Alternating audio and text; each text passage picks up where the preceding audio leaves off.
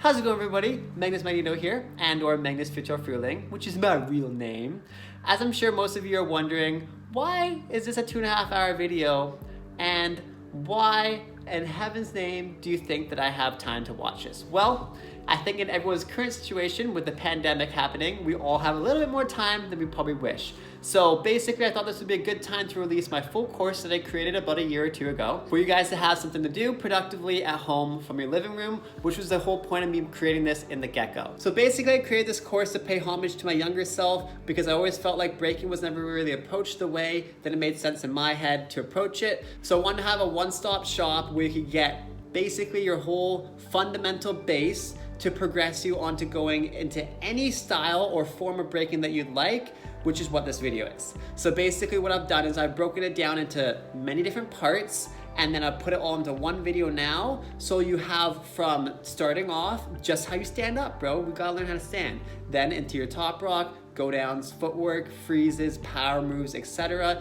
Even stretching, warm up, etc. Because we can't get injured, dog, or else you can't even break, and we don't want that. So basically I've created it in a way to where each part fits into the next part. Just like if you're building Lego, everything's gotta connect. Whenever I teach people in person, that's the way I teach it, but I don't feel like many people teach it online that way, which is why I wanna do it. Because one, when you learn online, where do you start? Where do you begin? Where do you finish? Where's the middle? Where's the ending? You don't really know. And I find a lot of people have come to me and they're like, oh, it's so great. I learned like this move from you, and then I learned this move all the way over here from you, and then this move. But like people don't really have a formulated base from it because they're jumping all over the place. And that's kind of YouTube, is we jump all over the place. So I wanted to have one spot where you can just go from top to bottom, learn everything, and then after that, go crazy. But if you give me 2.5 hours here, I'm telling you, you're gonna have a base understanding of breaking, and you're gonna be able to add on to it in whichever way, shape, or form you so choose. Lastly, I am gonna timestamp the whole video down below so that once you've watched it once or twice and you're kind of trying to navigate it a little bit easier, you'll be able to do it just by clicking on the timestamps down below.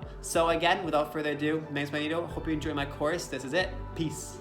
My beautiful B-boy and B-girl Padawans, how's it going? What's up? It's your boy, Magnus.Magneto. Thank you so much for joining me on this adventure from wherever you are in the world, whether that be from outside a gym or like me, maybe in your living room. If you are, just make sure you push your stuff aside like I have. You won't require tons of space, but you do want enough to where you can lie down in all 4 directions. Do your best. We'll make adjustments as we go. Without further ado, I'm gonna ramble a little bit less and get into it a little bit faster. Let's go.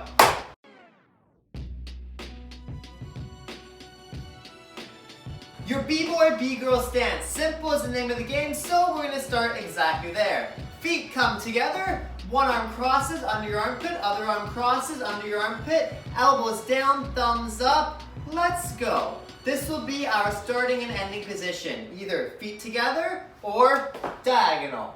B-boy stance. Now that you're looking so fresh, so fly, so cool in your B-boy, B-girl stance, pop, pop, we're gonna go right into our warm-up. So, start with your legs a little bit apart, staying in your B-boy stance if you so choose, or you can drop your hands to your sides. Then, your right foot, you can go up onto your toe, and you can do 3 circles one direction, and 3 circles the other direction.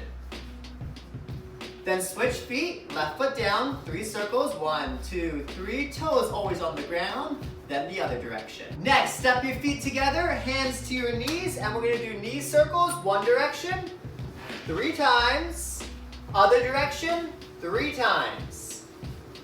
For our warm-up, I'm gonna take you guys through 4 simple motions: bum kicks, high knees, jumping jacks, and mountain climbers. We will be cycling through each movement 3 times until we get warmed up. Feel free to go as crazy or as low-key as you so choose. As long as you get warmed up at the end, that's all that matters. Ready? Let's go. Bum kicks first. High knees. Jumping jacks. On the ground. Mountain climbers.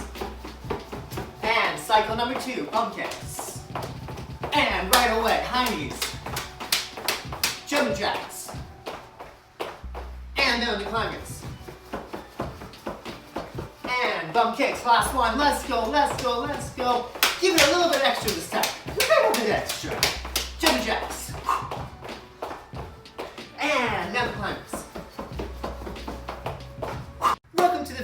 everybody, my absolutely favorite spot to be. Everyone is going to have a different level of flexibility, so we're not going to be worrying about that. Instead, we're going to be worrying about just simply feeling a stretch in every stretch that we do. So if you're not able to stretch as deep as I'm going, that is not an issue. As long as you're feeling a stretch, that's all that matters. Let's get right into it. We'll be holding each stretch for about 5 to 15 seconds, but feel free to go at your own pace. If I go too fast or too slow, you don't have to follow. You can always rewind and replay and rewatch again. Let's go. Starting, crossing one foot in, knee out, foot touching your leg, arms reaching down towards your leg. Breathing is always super key, so make sure you're breathing deep and relaxing. And then holding, and try to relax as much as you can in every stretch. And switching sides. Right foot in, reaching for our left foot, which is straight on the ground. Always breathing. Try to breathe in every position, as that will relax your body and allow you to go deeper into the stretch. And switch both feet forwards. Again, breathing. I haven't stretched yet today, so I'm feeling it too. I'm right there with you, everybody. And feet coming in, butterfly stretch. Feet are together, knees are apart.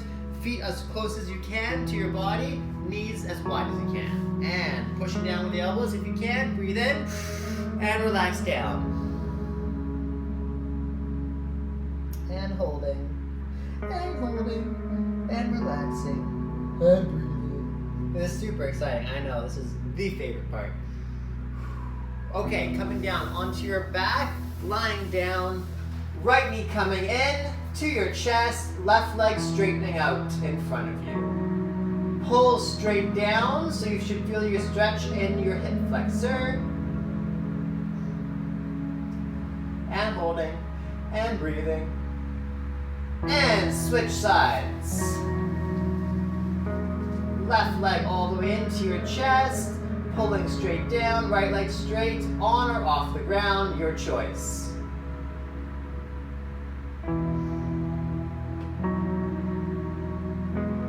And both knees coming into your chest, holding, breathing.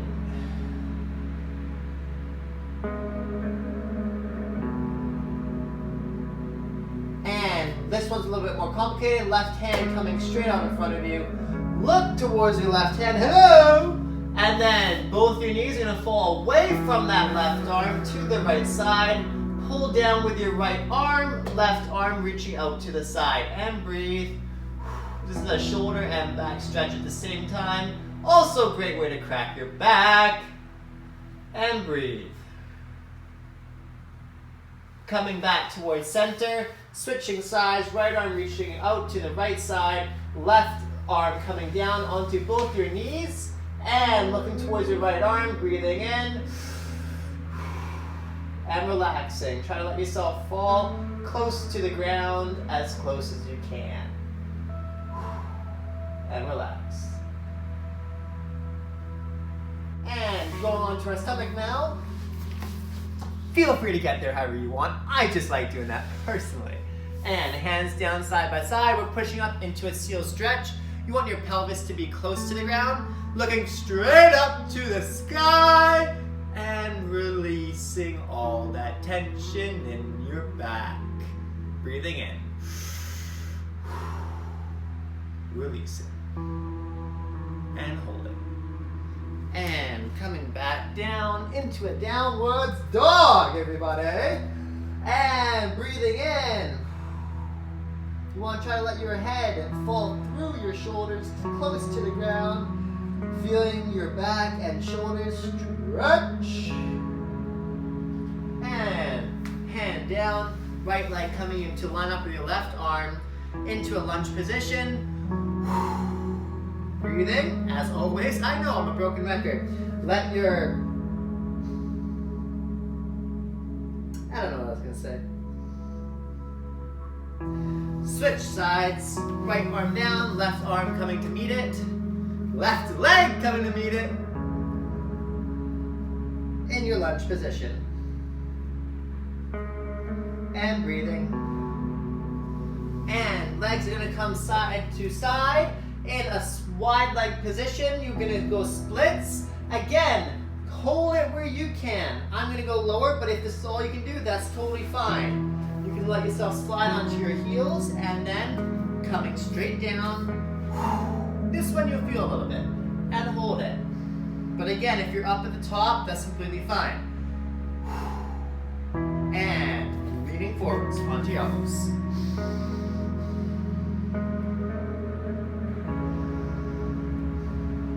Breathing as always.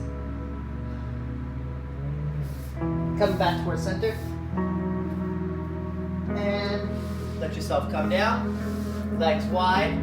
And you're gonna split again as always. And let yourself fall towards the ground. So chest coming close to the ground. But again, if you're here or just here, that's completely fine. Let yourself come as low as you can. Pulling it for a beat. And over to your right side. Reaching for that toe, as always. Knee is fine, anywhere is fine. As long as you feel the stretch, everybody. That's the most important. And all the way to the left side. Breathing in. Releasing. And shake it off. Come back to center. Shake it, shake it, shake it. Feel real good on your feet. And now we're going up all the way. Sitting down. Toes coming flat onto the ground. Knees coming wide. And let yourself lean back. If you're starting up here, that's completely fine. And then feel free to come as low as you can. And holding. Let your arms come out if you can. Even your back touching the ground. Relax and breathe. And bring yourself back up to center. And sitting down onto your feet, shoulders coming out wide. Cross your right arm over your left and then pull it in with your left arm towards your chest. And holding, breathing, relaxing. Switch sides. And left arm crosses, pull it in and hold. Feel free to move up and down your arm wherever feels best. Just hold that puppy, just hold it in. And right arm coming to your left shoulder, grabbing your right elbow and pulling it down behind your back. And breathing. Breathing. Switch sides. Left to your right shoulder, elbow coming down, push it, pull it all the way down your back. And neck, stretching it out, circles, one direction, and other way. And right side, pulling down gently, and breathing. Switch, left side. Breathe. And down. Pull down lightly, chin to your chest. And going up. Looking up to the sky, both your thumbs pushing on your chin to push yourself all the way up. Your head, that is. And loosen it out. Alright, moving forwards onto your hands and knees. Shake off your feet. Always one of my favorite parts. Moving closer for this. Now, your wrists. What we're going to do is we're going to run it through a little bit of a conditioning first. So you're going to go onto your knees. You can lean over your wrists a little bit just to where you feel tension on your arms and to where it feels like if you push them up a little bit, you can feel it. It's a little bit difficult, but it's not too hard. Then, if that's too easy, you can always come up to here in a push-up position as well. So you're down here on your knees, as much weight on your arms and your wrists as you want. Then you're going to raise your palms off the ground, keeping your fingers flat on the ground if you can. And flat, raise up. Flat, raise up. No matter your flexibility, just go through 5 of these. Even if you're just going lightly or slightly off the ground, that's all that matters. And switch around towards you and towards you. Bring your knees close, leaning backwards towards your heels. And hold. And breathe. You want to feel the stretch on the outsides, or insides, I should say, of your arms. And turn it around. Flat down. And spread your fingers wide. You want to feel it? Oh, feel it, baby. Oh, feel it. And twist your hands around, facing away from you, upside down. Straightening your arms if you can. And sitting back down. Give it one last circle. One direction and the other one, just for good measure. Shake it off. Getting up, we're good to go. Top rock. What is top rock? Top rock is everything we do standing up before we hit the ground. Rocking on top, hence the name. So we're going to do 4 steps in top rock. We have our 2-step front, we have our 2-step back, side step, and crossover step. There's tons of different names to all these steps. These are the ones that make the most sense to me and I think are the most easy for the general public to understand. Hence why I call them that. Step number 1, 2-step front. Start with your legs in line with your shoulders, natural stance. Then we're going to take our leg and we're going to cross in a diagonal line to the front. Foot naturally rotated outwards. Then step back to center. Then take your other leg, cross it diagonally in front and back to center. So we're always going to have our center line and our cross line. Our center line and then our cross line. So get comfortable with that step. Just going step, back, step, back, step, back, step, back. Whenever you step in front, make sure your back foot, your heel comes off the ground. So step center, when you cross in front, heel up. And center, heel up. Center. Now our arms. Start with your arms crossed in an X position. Fists together, arms above your head. Then bring them down all the way through your chest, wide into a hook position. Whenever your arms are wide, you're going to open your hands up, about level with your shoulders. Then bring them back in front, X, and then back through your chest, wide. So you're always going to pull them through your body and up, and then through your body and up. So always keep your arms close to your body, and then get comfortable, swing, and swing, and swing, and swing, and swing. Let's put our arms and legs together. So whenever our arms are crossed, our legs will be uncrossed, and then whenever our legs are crossed, our arms will be uncrossed. So we're going to start in our X, legs apart, then we're going to pull through as we are stepping with our foot crossed in front and hitting that wide position. And center, we hit our X, we pull through as we lean our weight to our side and we step in front. And step center and cross in front. Step center, cross, and hit, hit, hit, hit, hit, hit. Once that's comfortable, let's put on a song and try it with some music. If it's not comfortable yet, just go back and keep training it until you got it. Ready? Let's go.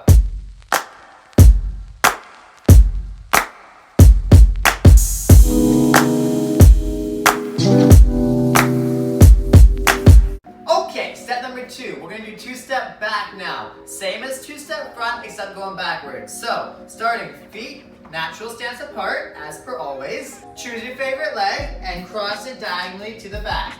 But this time, make sure you're on your toe and your heel is off the ground. And get comfortable with that. Cross diagonally to the back and center. Diagonal back, center, and step back. Step back, step back, step. Get it comfortable, comfortable. All right, now your arms. Cross your arms in front, reaching, fingers spread wide. Pull into fists and pull them into your chest. Elbows to your chest, and then arms go wide, spreading your fingers wide. So we're gonna grab in front, pull into your chest, throw it wide. Imagine you're grabbing some trash, pull into your chest, throw it away. And grab, throw, and get it comfortable. Throw, grab, throw. Just like with 2-step front, whenever your arms are crossed, your legs will be uncrossed. So whenever your arms are wide, your legs will be crossed. So together, grabbing, pulling. As you're pulling in, you're stepping, changing your weight. And then as your toe hits the ground, your arms come wide. Grabbing, pulling, stepping. And grab. When you hit center, wide. Grab, wide. 1, 2, 3, 4, 5, 6, 7, 8. Let's roll some music. DJ, hit that beat. Follow along. As always, if you can't and you're not comfortable yet, rewind, play it again. Let's get there, people. Grab music.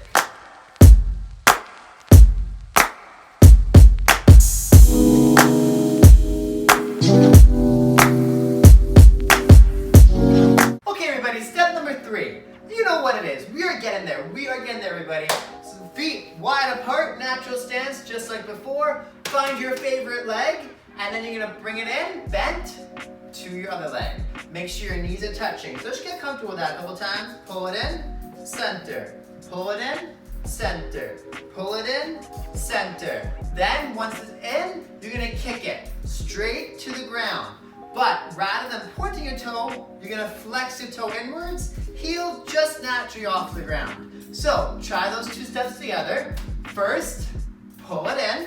Second, kick it straight. And center, pull in, straighten. Now when we straighten in front, we're gonna hop backwards. So in one motion, we're gonna go 1, just like that. Imagine you're scuffing your back foot and kicking your front foot. And by imagine, I mean do, because we're doing it. Ta-da! Kick. Ready? So just get comfortable with that. Just kick, kick. Every time you kick, you move backwards. Kick front, travel backwards. Travel, push that wall, boom. Push it, okay? Now let's apply that to the step. So in our natural position, bringing your leg all the way into our second leg, then you're kicking it straight, boom. Hopping backwards at the same time. Try that a couple times, get it comfortable. Bring it in, boom. And side, bring it all the way in, bent behind you, then kicking straight out in front of you. After your kick, you're gonna bring your leg back to center, and your opposite leg, the leg that did not kick, is gonna step directly sideways, boom. So try that one time, leg bent, straighten it, together, opposite leg, side. One more time, right leg bent, kick center, boom. Then step together, opposite leg steps to the side. Now, opposite leg is just gonna repeat the process we did on this side. So, we're bringing it in, all the way, flamingo position, then kick it straight. Same thing, get it comfortable a couple times. I know, we've been on this leg a lot, let's get that comfortable on this leg now. So, wide, natural position, bring that leg in, kick it straight, hop. One more time. Side, bring it in, hop, then step together, opposite leg, the leg that did not kick, steps to the side. Okay, shake it off, shake it off, shake it off. Let's try those legs together. So, natural, bring it in, kick it center, step together, leg steps to the side. Bring it in, kick center, together, opposite leg to the side. Get it comfortable. Kick and step. Bend in, kick and step. And kick, step, kick, step, kick, step, and kick, step, kick, step, together.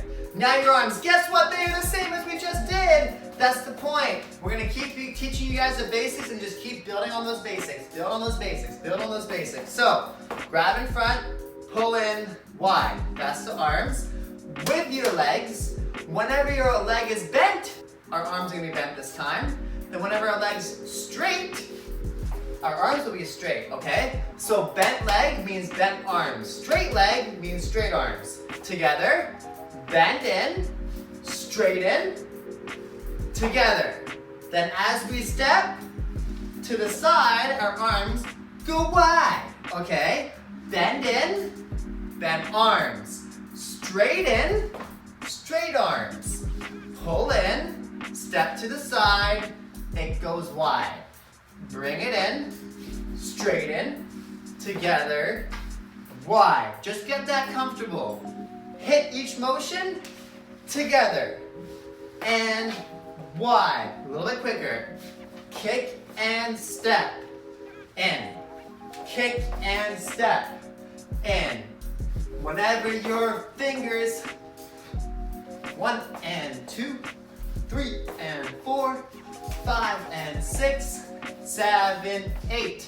Let me hear some music. 6, 7, 8.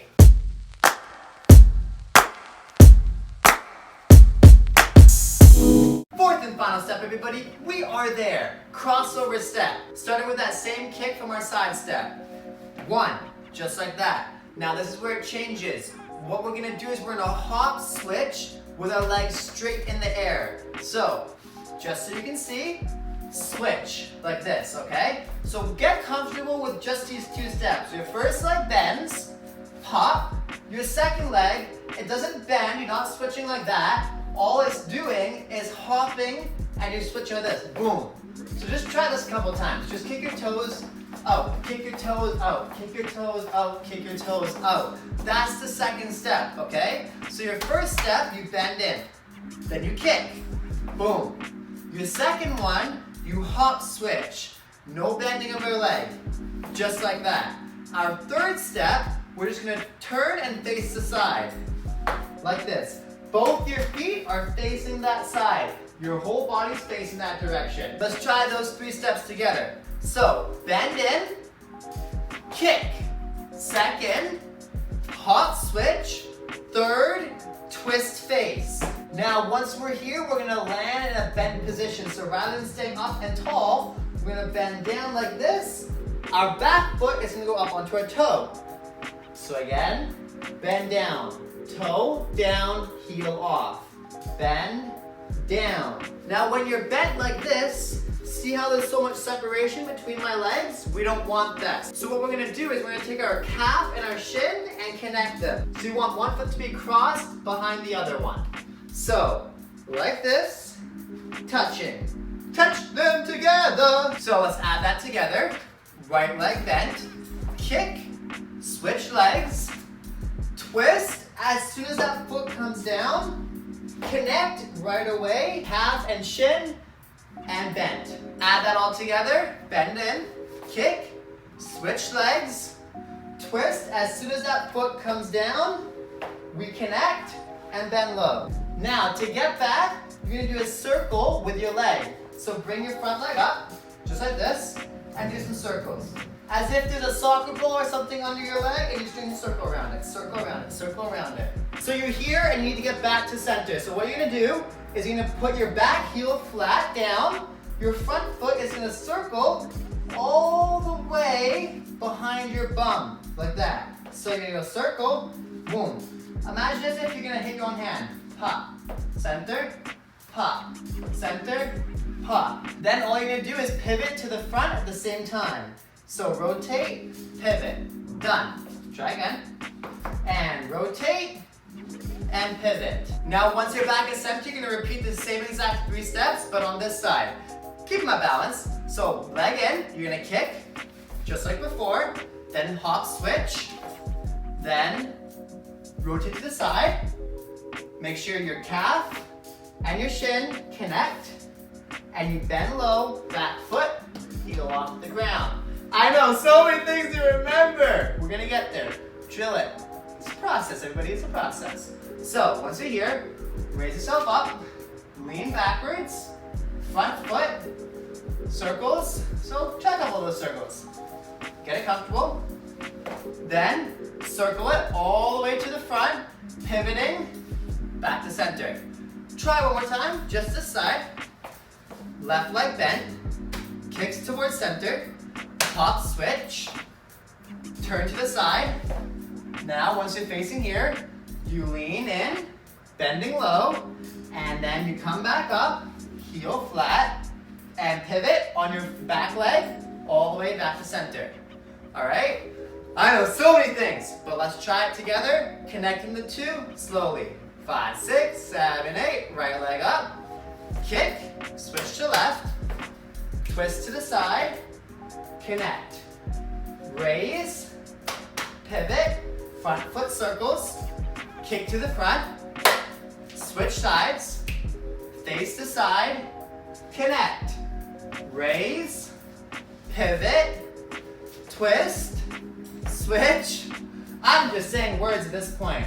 Raise, put it all together. 1, 2, 3.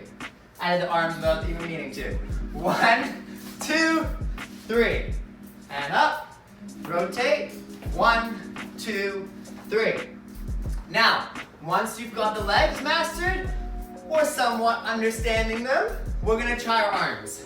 Arms, literally all you have to think about when you're kicking in front, throw them in the air. Whenever you hit a side, you hit a pose. Throw, pose. So slowly, we're gonna go, throw it in the air, switching, switching, just get that comfortable. And once that's comfortable, hit a pose. Boom. Front hand, as if you're grabbing the brim of a hat. Hey, like this, cupping it. Okay, back hand, fingers wide to your back. Okay, so same time, you're going hand out in front of you, hand behind you, then you're pulling your front hand to the brim of your hat, back hand to your back, and out, connect, out, connect, out, connect. Now the flail and the pose together. So slowly we're gonna go swing, swing, up, and pose, swing, swing, up, and pose, and swing, swing, and hit. 1, 2, 3. 1, 2, 3. Legs and arms together. Slowly, start with your arm up here, leg behind you. Then we're gonna go kick. As soon as we kick, we're switching hands. Boom. Then we switch again. Boom. Then, right here, all we're gonna do is have that pose. Hit, like this, okay? Back fingers wide, front fingers tight. Then raise up. As you pivot back to center, all you're gonna do, set your hand again, okay?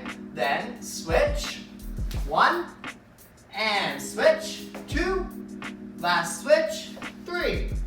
Raising up, as you pivot, your arm comes up, and we go kick, switch, pose. Winding up, kick, switch, pose. Winding up, kick, switch, pose. Again, your arms in the middle, not super relevant. As long as there's some motion there, you're doing great. Focus more on the pose here. Even if you're just doing this, it's still freaking amazing, bud. Okay? So don't even worry about this. Just get it comfortable. That is the goal. Hey, a little bit faster all together. And kick, switch, pose. Wind up, kick, switch, pose. Wind up, kick, switch, pose. Faster. 1 and 2. 3 and pose. 4 and pose. What kind of counting is that? I don't know, it's Magnus counting. We're working with it. We're working with what we got. Final Toprock step with music. 5, 6, 7, 8, let's go.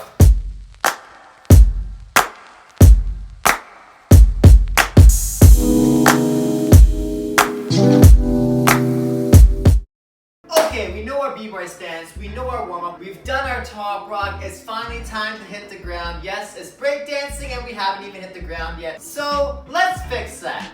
We will be going through 3 go downs. The first one will be our back step go down. The second one will be our Poe One Sweep. And the third one will be our knee drop. Enough talking, let's get right into it. Starting in our b-boy b-girl stance, and what we're gonna do is we're gonna hit a star pose. Boom, arms wide, legs wide, and we're gonna cross one leg behind just like we did with our 2-step back. So, we're grabbing, we're pulling in, we're stepping behind. The only difference is whichever leg step backwards, you can use the same arm to touch the ground. So if we're stepping back with our right foot, which I am, we're gonna bring our right hand all the way down to the ground, just like so. If we're stepping back with our left foot, left hand down. Again, start pose, grab, pull in, cross behind, arms go wide, hand goes down, then from here your front leg is just gonna cross your back leg over like that. Then you're gonna bring that first leg to a push-up position. And that's the whole step. Ready? Start pose, grab in front, pull in, cross behind, hand goes down, front leg crosses behind, then you just finish off with a push-up position. And center, done. Let's try a little bit quicker, both sides. So, star pose, grab, pull in, down right away now, step back, center, up, star pose, other side. Grab, pull in, cross, left hand down now, step behind, and center. Up, done. Try it with a beat.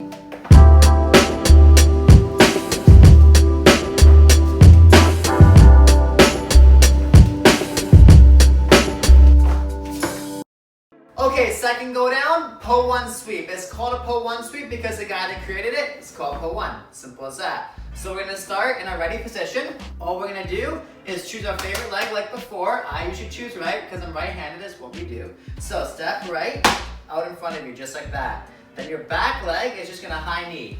Boom, like that. Then from there, all we're gonna do is squat.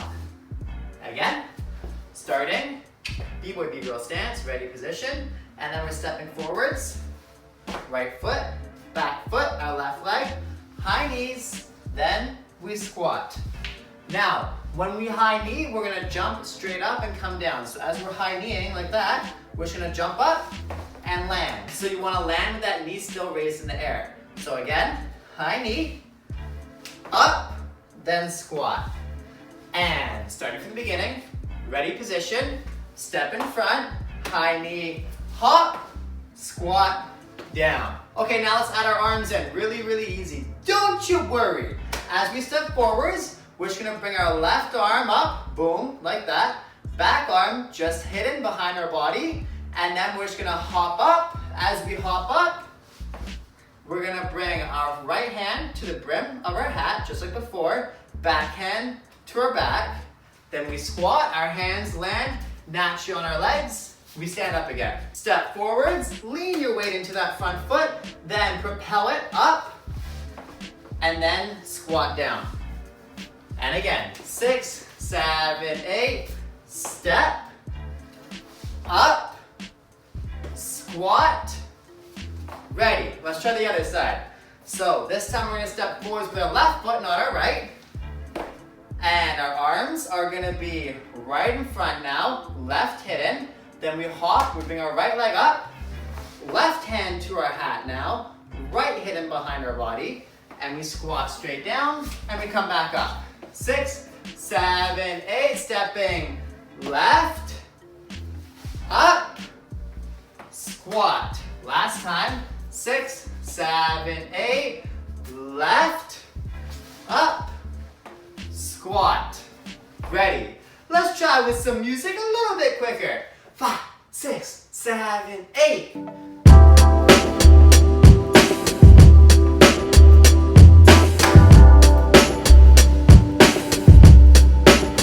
Third one, everybody, we're almost there. Knee drop. So for the knee drop, what we're gonna do is we're gonna start on the ground, just so you guys get the general position. So we're gonna sit down, both legs in front of you like this. Grab your favorite leg, pull it in. Then you're gonna cross your other leg in front, leaving no space between the back of your kneecap and your foot. Toe being down, then you're gonna push up onto your hands like this. This is called a hook position, all right? Then from here, all you're gonna do is turn yourself out of it, all the way to the back, and then standing up like a spiral all the way back to center. So, try one more time. Sitting down, bring your leg into your chest, cross your other leg over top of it, toe down flat, pushing up into your knee drop or hook position. Then you're gonna rotate yourself around your squat and sit all the way to standing. Now we do it from our feet. So you're gonna start with crossing one leg up to your bum, then you're gonna bring it behind your body, connecting to the back of your kneecap, just like this. Then you're gonna bring both hands over to the side you're dropping on, but we're gonna go to the side. We're not gonna go forwards, we're gonna go sideways. So you're gonna bring your hands low, bend yourself down, catch. Your knee will always stay off the ground. Then as soon as you catch, you rotate up, spin, spin, spin, spin, spin, find center. Try again, bring your favorite leg up, crossing it behind, hooking behind, arms coming low, catching, dropping to the side. As soon as that toe plants, you rotate all the way up. A key point when you hit your knee drop, make sure you're on both of your toes. Never flat like this, all right? On your toe, not flat. Let's try the other side. Left leg coming up now. Your second favorite leg, crossing it behind your right, catching your balance, low, catch. Then, again, making sure you're on your toes, rotating, up, spiral up. So because we're going this way, we're obviously spiraling the opposite side. So bring your leg up, try again, cross behind the back of your kneecap, connecting. If you're ever confused on which way to go, there's only one way you can go that you don't have to move your feet. If you try to go this way, your feet are gonna have to move to get you up. But if you go this way, you don't have to move your feet, you just turn, all right? That's the key way you can kind of remember which way you're going. All right, let's try with music. 6, 7, 8, right side. Boom. Left side. All right, we learned how to get down to our squat. Now it's time to actually learn what we do when we get to a squat. So, footwork time. We'll be doing 5 steps down here. We'll be doing kickouts, CCs, hooks, coffee grinders, and a 6 step. But let's first make sure we've got a proper squat and hand placement. Okay, first thing we want to go over is a proper squat. What's a proper squat? Well, we're going to look at 3 things here. First, making sure you're always on your toes, okay? You're never flat foot and your knees are not on the ground. You're always on your toes, at least for the basics, all right? Second thing, making sure your bum is as close to your heels as possible. So you want your bum to be naturally sitting on your heels. If you're not flexible enough, you can't reach it, just try to get as close as you can. Third is your knee positioning. You don't want your knees too close together and too wide apart. You just want them in a natural diagonal position. And you don't want one up like this or down like this. You want them to be level like that.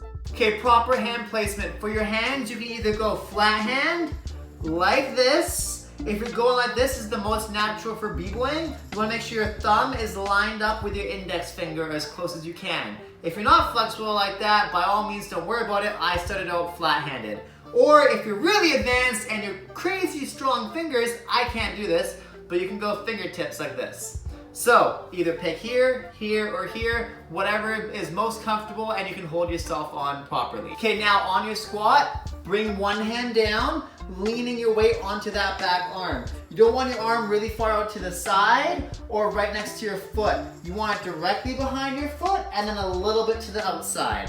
Then you're just gonna rotate your arms all the way to your other side. So give that a drill a couple times, practice going from one side to the other. One to the other, and just get that comfortable. Side, side, side, side, side. All right, now that you're good with your squat and your hand placement, we're gonna go into our first step, which is our kick out. So what you're gonna do is you're gonna bring one hand behind you. I'm choosing my left. Then you're gonna bring your right leg diagonally out to the side. Boom, just like that. Toe up, heel down, all right? Then you're just gonna bring it straight back in. Always back into your squat with your toe down and your heel touching your bum. Don't go back flat foot, all right? It's just gonna mess you up and make it slower later. And switch arms. Always through your center squat when you're switching. Never switch like this or switch like that. All right? Always through, up, and then down. Other leg out. Kick out, and then just bring this hand up naturally to your brim of your hat or straight up, doesn't matter. Just bring it somewhere, just somewhere. Then squat back down, rotate hands, hand to your brim, kick out. And squat, center, kick out. Center, kick out. Center, kick out. Once it's comfortable, try with music.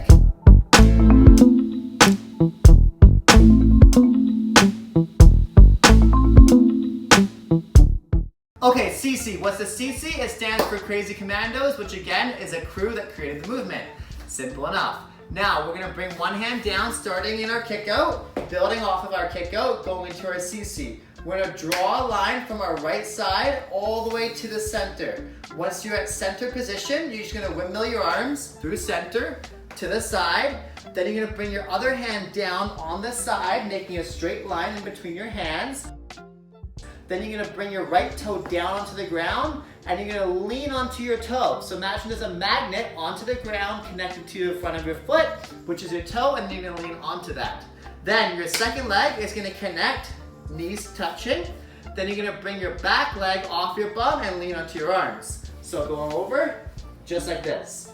Okay? Then you're just gonna come right back down, always onto the toe, not flat foot, toe. Then you're gonna bring your right leg back into your squat. Then we start from the other side. So left leg out, kick out position, then drag it to the front, switch hands, other hand comes down on that side. Whichever hand's down, you're always gonna be going over to that side CC, all right? Then knees connected, toe down, leaning over, only halfway over. Don't worry about going all the way over like this. Just half to here is perfect, okay? And back down, center, and other leg out, kick out, through center, knees connected, windmill your arms, other hand down, CC, and back. Switch, leg out, center, and CC. A little bit quicker, kick out, CC, and kick out, CC, and kick out, CC. Once you're comfortable with that, rather than leaving your foot on the ground in your kick out position, sweep it to the CC. So you're gonna bring your leg out to the side and then bring it to the front right away. So watch one time, around, CC. So you're making a half circle like this, half circle, CC, half circle, CC. Slowly, hand down, leg coming out, right away, half circling into your CC. Half circle, CC. Then switch, and CC. So it becomes a sweep, CC, rather than a kick out. Sweep, CC. And faster. With music, let's go DJ.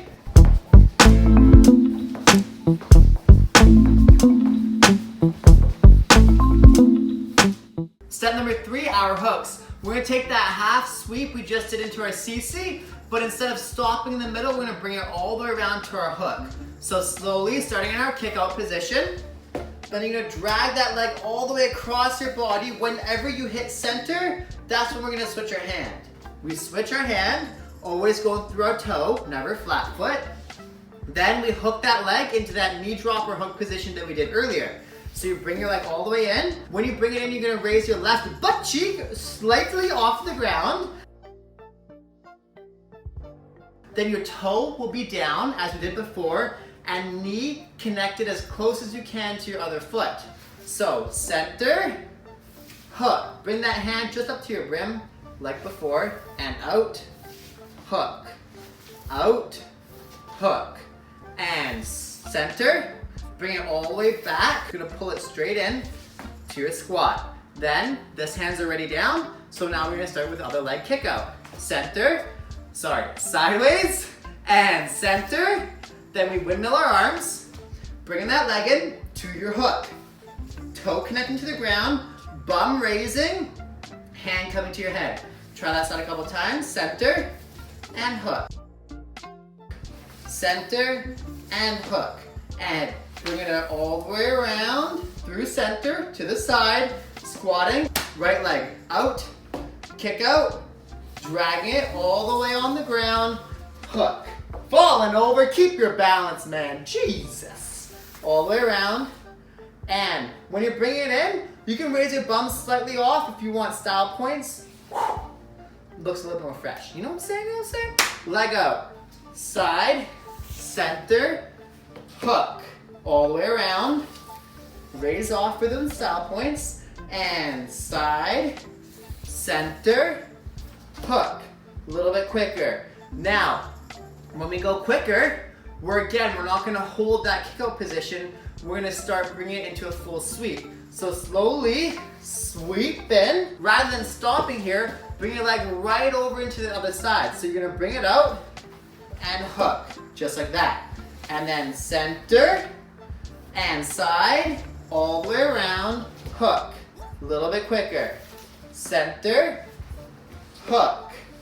Center, hook. Center, hook. And with music.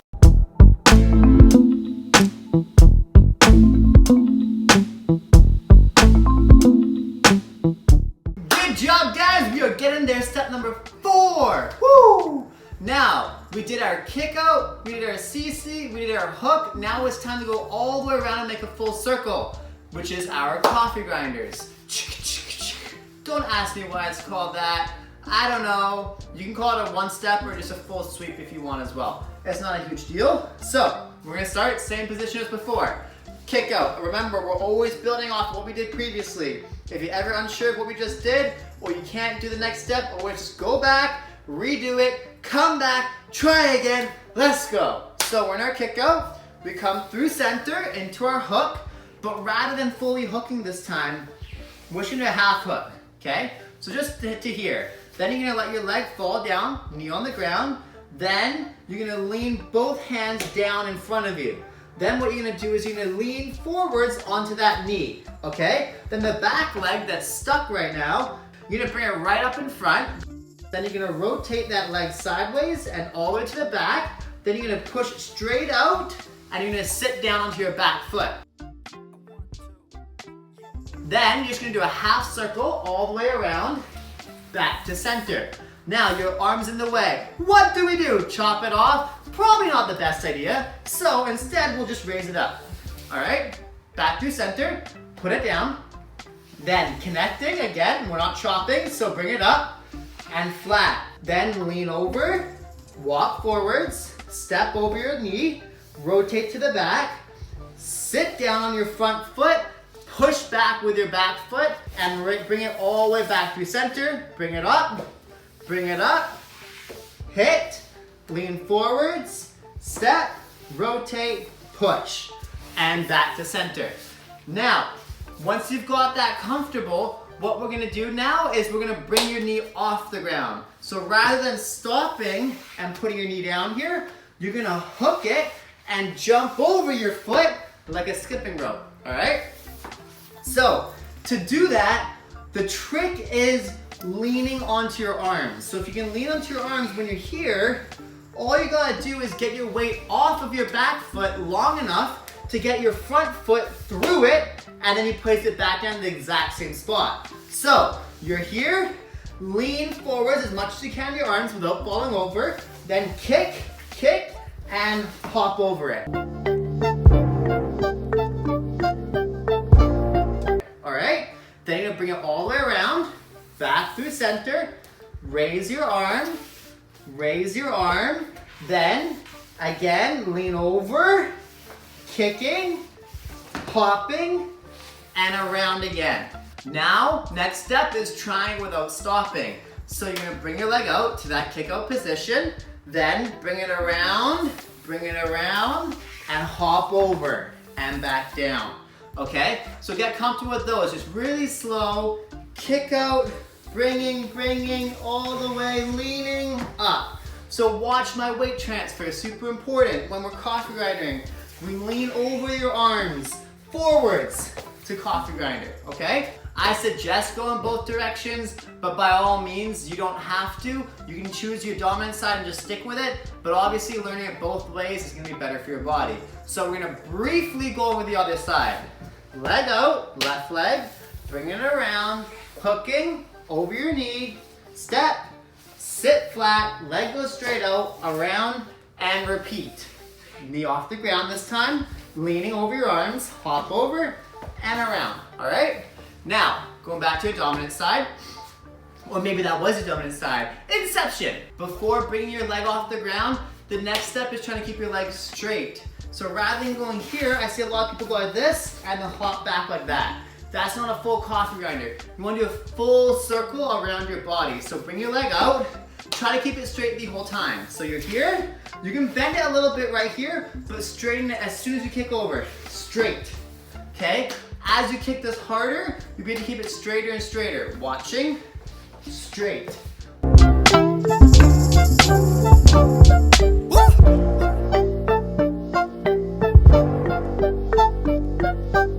So keep your legs straight and try to make a circle all the way on the ground, all the way around. Hitting yoga mats is the way to go. All right, now let's go to foot off the ground. Next step, raise your foot off the ground. So from here, around to there, all right? 1, 2. 1, 2. By all means, you don't have to get this way. It just looks cooler. And it's gonna help you later on. 5, 6, 7, 8, and go. Okay, now once that's comfortable, try going for multiple. Rather than just stopping at 1, go for 2 to 5, 6, 7, 8, and coffee grinder, coffee grinder, coffee grinder, hit. DJ, hit that beat.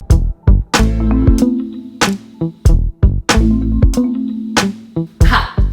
Okay everybody, step number 5. Have you gotten a water break yet? That is the question. Or have you just been going through this like a beast?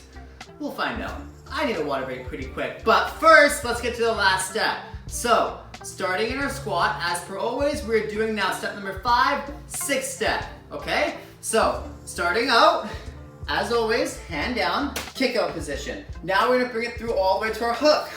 It's like we almost learned this already, hey? That's the point! Lego blocks, baby. Just keep building, keep building, keep building.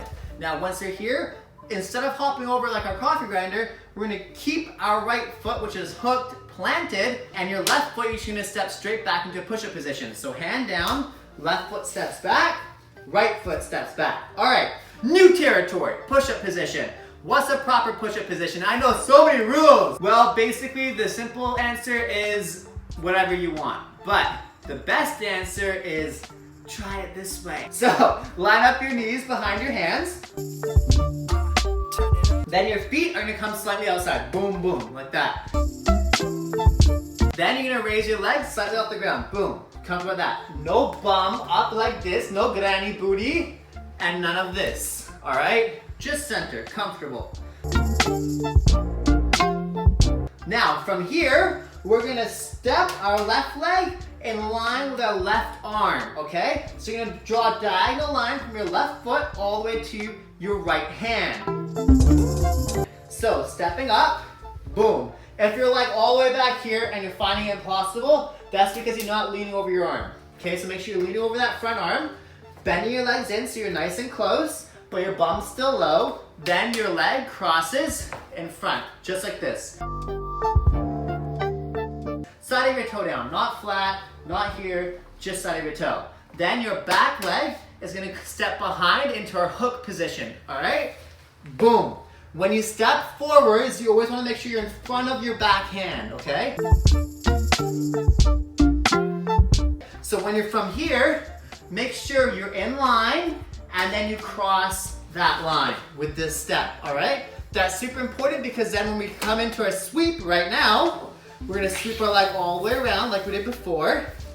To our squat, our hand's comfortable. A lot of people, what they end up doing, their hand will be here. They try to sweep, they have no space. Their hand's up here, sweep, no space. You know what I mean? Or they go like this. But every time I take my hand off the ground, I slow myself down. So then I can't go as fast for the next rotation. So, one more time from the top. A lot of talking, everybody. Woo! All right, left hand down, right leg out. Let's get it. Kick out all the way into your hook. Hook, left foot steps backwards. Then your right comes to your push-up. Make sure you're nice and relaxed. Then your left foot lines up with your left hand. So hands coming off on the side of your foot. Back foot steps into your hook, crossing your line. You cross your line, then your front foot sweeps all the way in to your squat. Going backwards here. Again, 6, 7, 8, kick out, hook, step, center, step, hook, forgetting my names, and squat. All right, now as always, once you're more comfortable with it, don't land in your kick out, sweep right away. So from your squat, right to your hook, all right? 5, 6, 7, 8, sweep, hook, step back, find center, cross, step, center. Easy enough. Let's try again. Let's try 2 in a row, just for fun. 6, 7, 8, and 1, 2, 3, 4, 5, 6.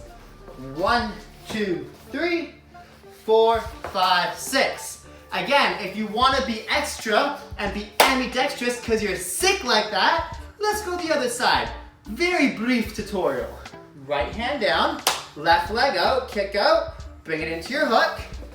Step back with your right foot. Find center, relax. Right leg lines up with your right arm. Stepping through, left leg comes behind into your hook, past center, then you land in your squat. Again, you don't have to do both sides, it's only an option. One more time, other side. And hook, step, center, step, hook, center.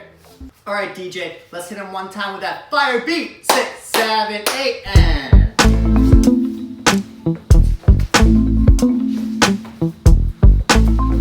Faster.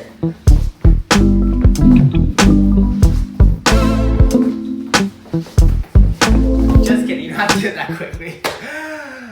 That's it. It's time, everybody. We did Toprock, we did go dance, we did footwork, we stretched, we warmed up, we've done it all. But we haven't done freezes yet. And we haven't done power moves and tricks. So firstly, let's get into some freezes. If you have a yoga mat or carpet or pillows, anything, you may want to use some padding for this or have a long sleeve shirt. I don't need one because I've done this a couple times, but you may want one. So I would suggest a yoga mat like that if you need for your shoulders and for your head and everything. But if you're fine and you're a hero, be a champion, don't use one. Let's go. Shoulder freeze, start lying down on your back. Best move of today, am I right? Okay, raise both arms in the air, then you're gonna bring your left elbow down into your ribs. Just like that, touching the ground and your ribs. Then you're gonna turn towards me, like this, lie down on your side, make sure your elbow is underneath your ribs and your body. Keep your hand flat in front of you. Left arm, fingers all spread wide. Then, get comfortable there, get comfortable. Bring your other hand up to the sky, then bring it in front of your face. Hand facing upwards, elbow tall. Like that. Then, you're gonna bring both knees in to your chest. Shimmy back, just to make sure y'all can see me. Then from there, you're gonna raise your bum in the air, knees on the ground, just like this. Keep your shoulder flat in this L position, head down on the ground, hand in front of your face the whole time, elbow tall. Then bring your knees closer. Then bring your right leg out in front of you, just like this, all right? Once you're comfortable here, bring your left knee off the ground. Then get comfortable here. This is a shoulder freeze already. You did it. But let's go even further. So we're gonna walk our legs up like this as high as you can. The goal is to get your weight off your feet onto your shoulder and your hand. Then bring your right foot up, knee on your elbow, like this. Then you're just gonna hop your left leg closer. Hop, hop, hop. Keep pushing your hands into the ground. Raise it slowly, slowly, until both are up.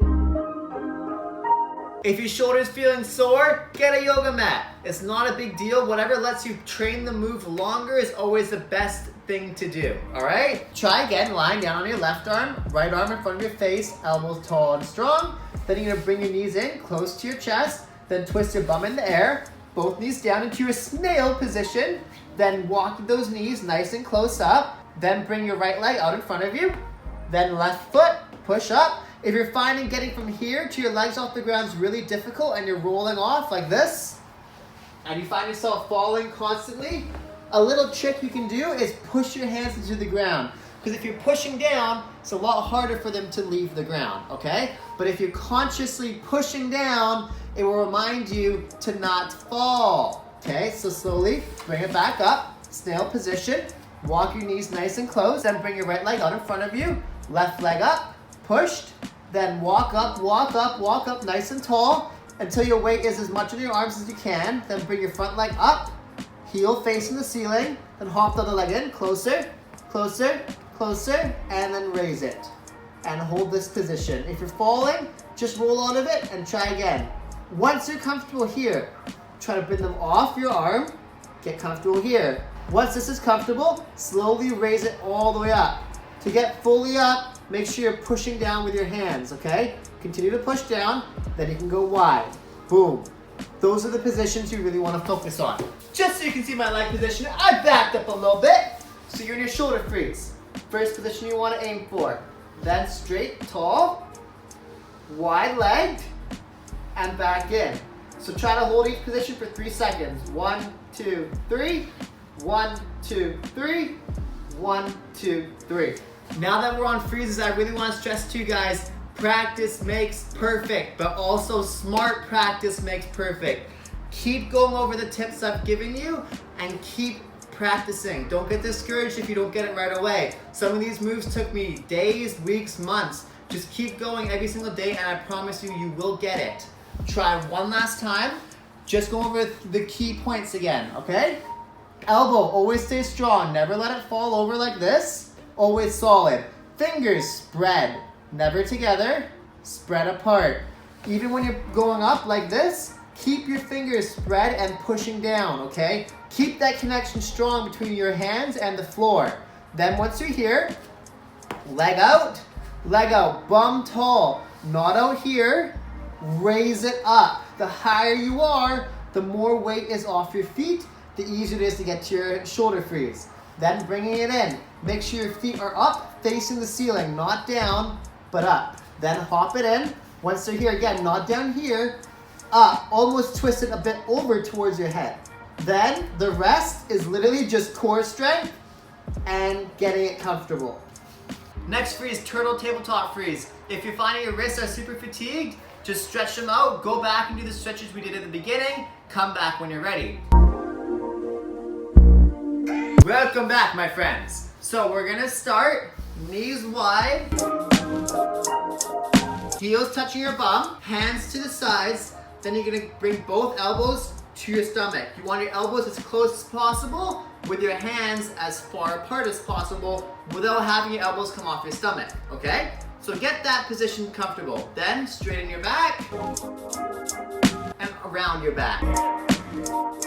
Round to straighten. Then the next step, just watch me first time. So what I'm gonna do, I'm gonna bring my knees wide, I'm gonna bring my elbows in, I'm gonna round my back, I'm gonna plant my hands down, then I'm gonna bring my head to the ground, okay? To bring my weight off my legs, what I'm gonna do is I'm gonna slide my knees wide, then push on the top of my head, moving myself until my arms are centered.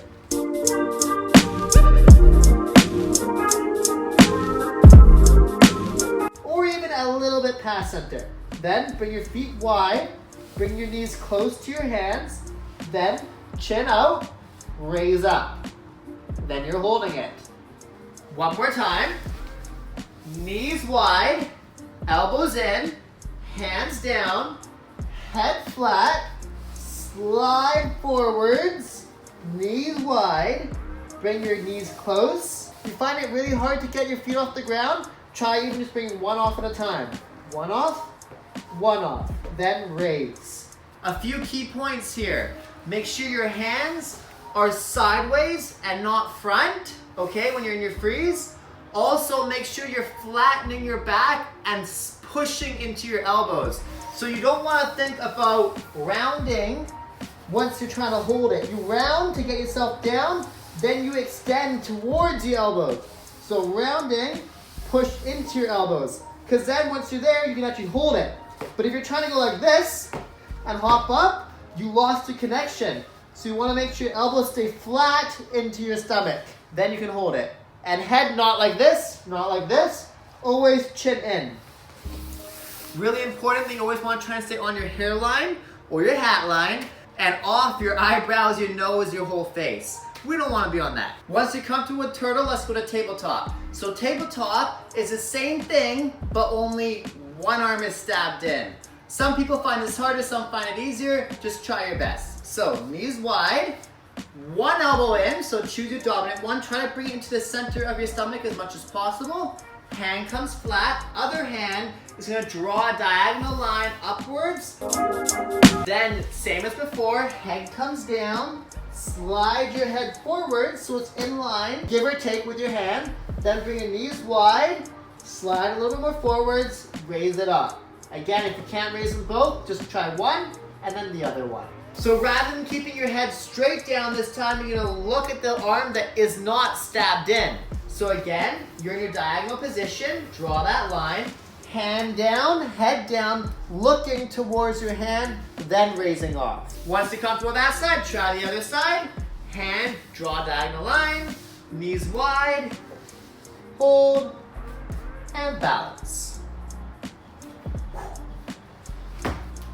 Okay, number 3, baby freeze. For your baby freeze, I'm gonna show you guys 2 different ways to do it. Because one way requires a little bit of flexibility and the other way not as much. So in case you're not that flexible, I'll give you guys 2 options. Just for you, man, just for you. So first one, find your dominant side. For me, it's left. So you're gonna bring your left arm in, right arm draws a diagonal line, just like you did with tabletop. Then you're gonna bring your head down. So assuming you can hold it off like this, for baby freeze, all we're gonna do is bring this right leg that's matching your unstabbed arm. So if you're doing the other side, it'll just be left leg. So whichever arm's unstabbed, that leg's gonna come off. So you're here, then you're just gonna connect your right arm onto your right elbow. Boom, like that. Baby freeze. Again, center, looking, raising. Baby freeze. Okay, second way. You're gonna start both knees down, bring one leg up like this. Then you're gonna bring both hands out in front of you. Twist your hands sideways, turn them in. Then you're gonna bring your front elbow connected to your leg. Then your back elbow connected to your hip. Then bring your both hands wide. Then place your hands down like this. And you're gonna bend your elbows inwards towards your leg. Then bring your back leg out, just like this. Then you're gonna raise your front foot, so you're connected now, balancing. Then place your head. Then push off that back leg, so you're sliding your weight over your arm, and then bring it off. Baby freeze.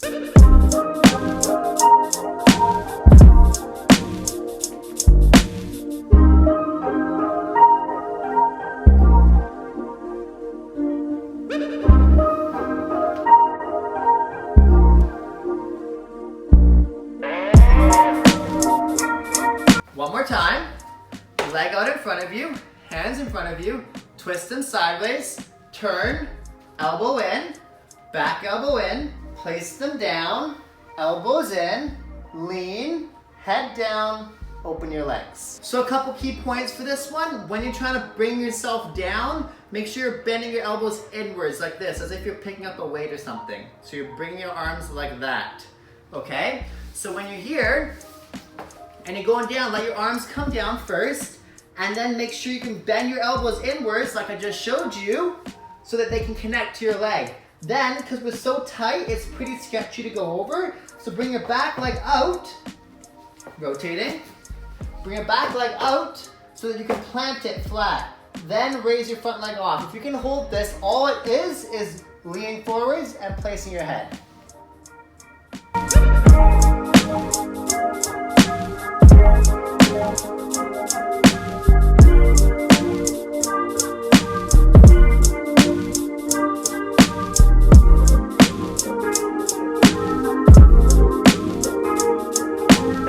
Number 4, your headstand. I do suggest for a headstand you have some kind of protection for your head, a toque, or simply a yoga mat or a pillow, really whatever you want. And we are going to be using a wall, so make sure you have a wall, because I find that's the easiest way to get into your first headstand. Let's get into it. If you're wearing a baseball hat like me, you might want to remove it. What's up, y'all? Welcome to the side angle. So what you're going to do is you're going to bring your hands down side by side, just like this. And your head at the wall. Then your head's going to come down at the wall, just like this, a little bit off.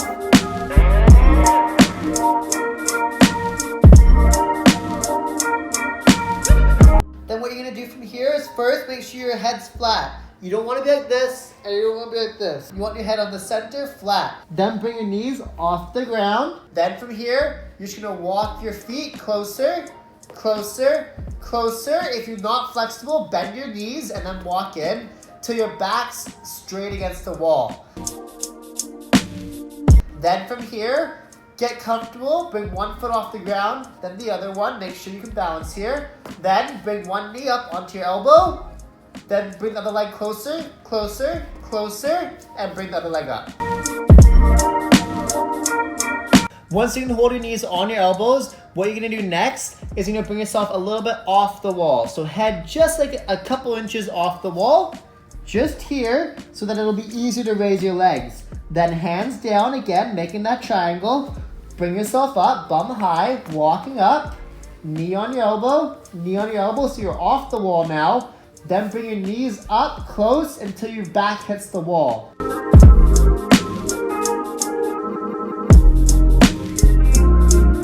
Then push your bum against the wall and bring your knees up, just like this, center. So your bum should be against it, and then you can raise them up. Once you're comfortable here, you can start bringing your bum off the wall. So you're still at the wall in case you fall. You can catch yourself, but you're practicing your balance without a wall now. And then wide. When you're coming down, come down slowly. You don't want to hurt yourself. Once you're comfortable up here, and here, and here, start balancing here, just off the wall. 30 seconds. That's your goal. All right, everybody. Last one. We got number 5. Shoulder, table, baby, head. 5. I can count sometimes. Handstand. For this one, I suggest getting a chair first. Something like this. Any chair you want will do, or any surface a little bit elevated off the ground. Because what we're going to do is we're going to walk our feet up onto this first, then the back end of it, and then finally the wall. So you want to get comfortable and slowly progress your way up to the top. Okay, so first things first, make sure your wrists are good and stretched. Again, if you need to, go back and do the stretch again and then come back. All right, so we're gonna start in a push-up position, just like this. But what you're gonna do is you're gonna start in front of the chair, like this, then bring your feet up onto the chair, then walk yourself in, okay? If you're not as flexible as me and you can't go this high, you can even go into your knees first and just get comfortable here. Then, once you're comfortable there, bring your hands down, bring your legs up, okay? Down dog position on a chair. So try again, get comfortable with that. Walk yourself in, walk yourself out. In, down, done. Now get an even higher surface. So I'm gonna use just the back of the chair, but you can literally use anything you want, just something that's a little bit taller than what we just did. So you're gonna do the exact same thing, feet up here, walk yourself in. So, feet on top, walk yourself in, walk yourself out. If you can, bring your feet to the top, walk yourself up, walk yourself down.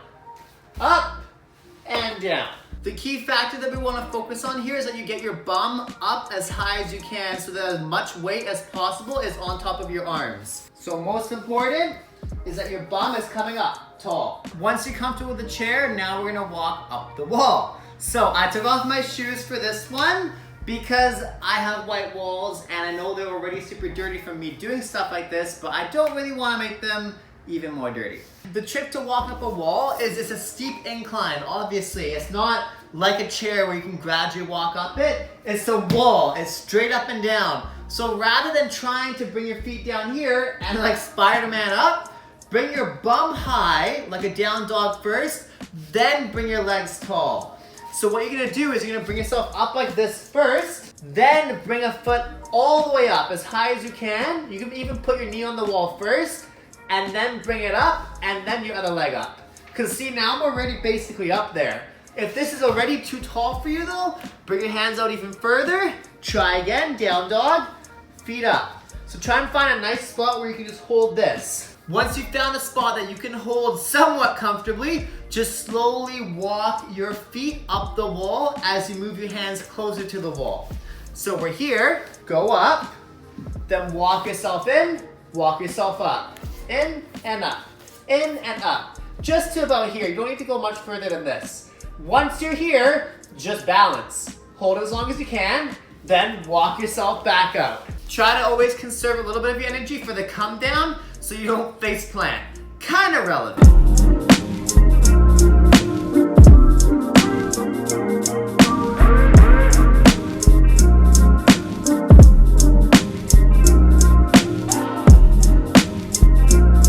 Once you're gonna hold that on the wall for at least 15 seconds, we're gonna move on to the next step. The next step is kicking up towards the wall. Yes, I understand this can be a little bit scary because you don't want to kick a hole in the wall, you don't want to face plant, but literally it's not as hard as it seems. Just hold your arms strong. You can have a mat here, you can have a pillow, whatever makes you feel comfortable, and then it's literally just kicking up against the wall and coming back down. So we're gonna start it a little unconventional, but it's gonna be a little bit more safe. So you're gonna bring your hands right against the wall, head against the wall, like this. Tuck your head in, bring it back against the wall, just like this, like a down dog. Then just practice kicking up and down. Again, up, down. And just get comfortable doing this. Up, down. And the worst that's gonna happen is you're gonna bounce off the wall. Just a little bit like that. And again, up, down. And then try to go all the way up against the wall.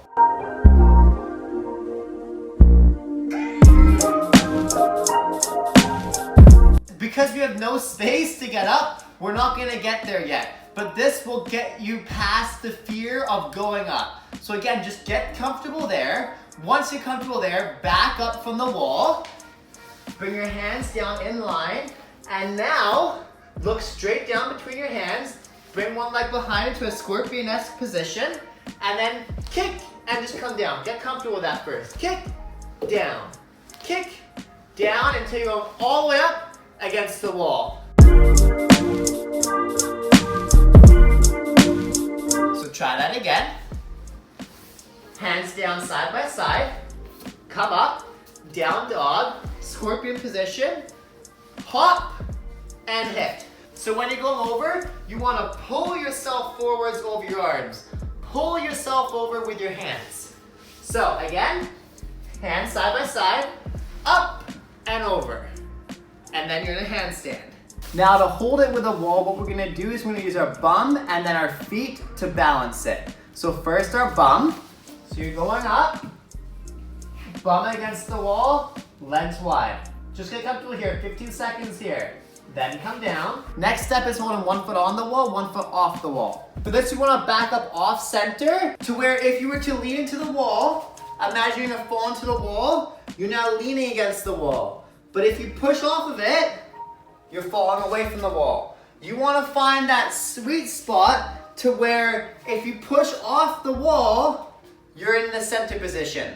So you're leaning against the wall, center. When you go fingertip, leaning, center. We're gonna recreate the same thing, but upside down with our foot against the wall, foot flat, then as soon as you push it off to here, you wanna be center. Same thing, here, center, but upside down. So again, going off the wall, hands down, but further back than before, kicking up, find the wall, and then bring just your toes on the wall. One forwards, bent in, other behind, bent in. Then, if you were to push off, you want to be in the center. So just tap off and catch. Tap, catch, tap, catch. And then when you get to the center, hold. And hold. Then you're in a handstand without the wall. All of the camera angles, fam. The biggest key thing for your handstand when you want to hold it off the wall is your gripping. Make sure you're gripping the ground like this when you're upside down. Gripping it will let you balance it when you feel like you're falling side to side, and of course flexing your whole body. Gripping the ground like this. Hands flat, grip.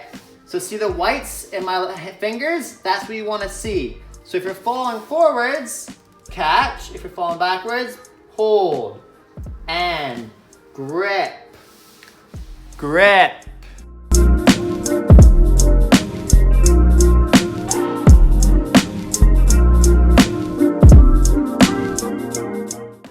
Welcome to Power Moves, everybody. We made it to the part everyone probably wanted to get to right away.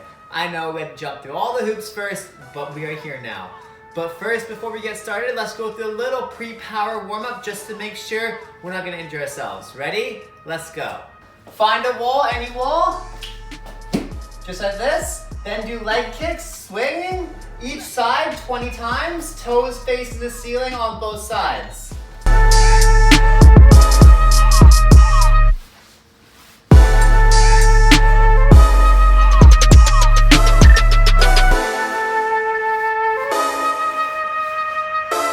Switch sides.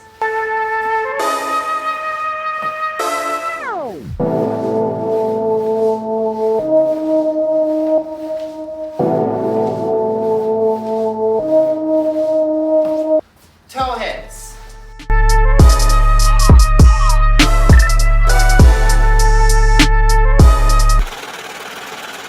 If you're not flexible enough to hit your feet, don't worry about it.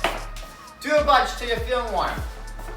I highly recommend you going back and going through the stretch at the beginning. It's not mandatory, obviously, but I do recommend it just to make sure you don't injure yourself. Make sure you have stretched your hamstrings and your hip flexors, your neck, and your wrists. I highly recommend you guys having some kind of sweater protection that you can slide on, so make sure it's smooth on the ground.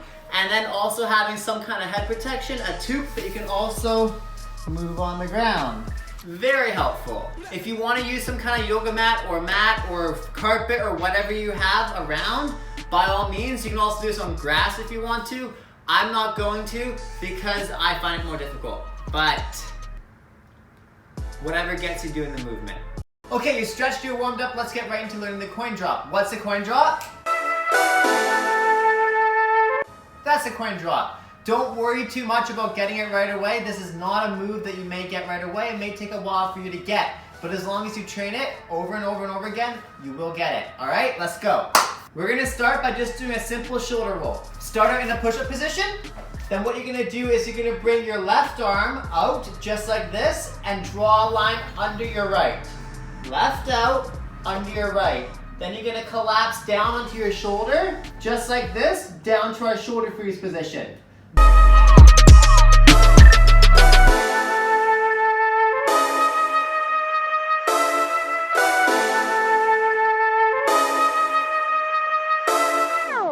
Then bring your bum up tall like this. Then from here, what you're gonna do is you're gonna walk your feet over near your head, just like we did for our shoulder freeze.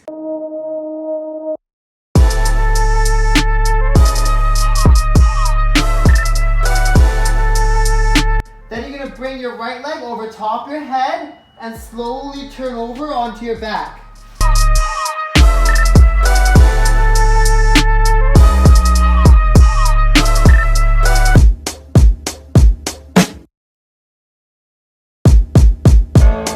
Once you're on your upper back, all you're gonna do is bring your left hand down and turn up all the way onto your other side. Right foot down, then bring your left hand down, kick with your left foot, use the side of your head and push up onto your head, then to your hands. Try it again, this time just go a little bit quicker. So, push-up position, shoulder, roll, and up.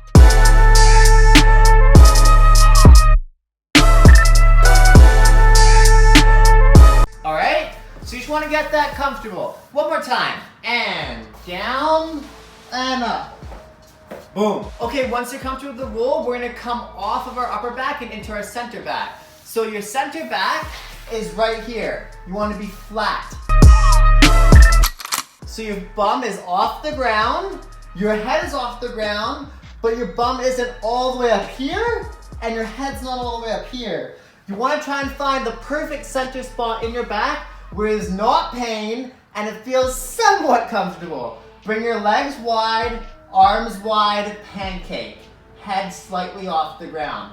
Almost as if you're doing an ab workout and you're raising a little bit of your upper body and your lower body at the same time. Try to find that position. So rather than up here or up here, there's a center where you go ab up and then contract legs inwards. then try to find that comfortable spot. It may take a couple tries, but you'll get there. So let's apply that into the first part of the roll. So what we're gonna do is go back to your push-up position, arm out, shoulder down, but now rather than walking up, what you're gonna do is you're gonna hop onto your left foot, bring your right leg out like this, and swing it towards your head. Not up here, towards your head. Then you're gonna let it go all the way over your head, and your left leg's gonna follow it, just like this. Kick and center.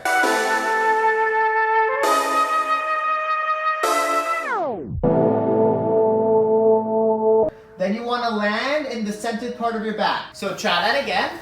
Push-up position, shoulder, down, then right leg kicking over your head, pushing off of your left foot. So you wanna push off as you kick, like that. Push, kick, and then just rotate onto your upper back. So, not up here, onto your center back. Just down here, taking out the roll. So what we're gonna do first is come back to our push-up position. You're gonna rotate both hands sideways. Then what you're gonna do is you're gonna kick your left leg behind your right and then hop onto your left foot. As soon as you hop onto your left foot, place your right down. Try again. So push-up position, rotate your hands, kick your left leg, then rotate, 1, 2. Left and then right. Again, 5, 6, 7, 8, rotate, kick, hop. So that movement will look a little bit like this. Kick and side.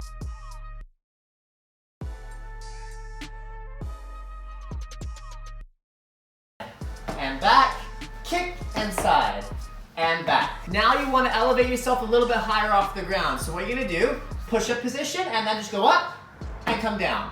Up and down. Then do that with the kick. So you're gonna kick and elevate higher at the same time. So kick and up.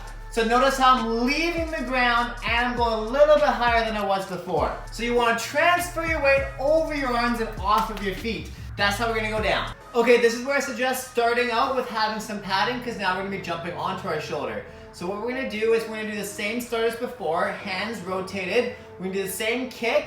We're gonna do the same down to our shoulder. The only difference is we're gonna be doing it while in the air. So rather than having our feet on the ground, we're gonna jump and then rotate down. So, watching one time, I'm gonna go here, kick, up and over, arm, shoulder down in one motion. So, watching, I'm gonna go here, wind up, down.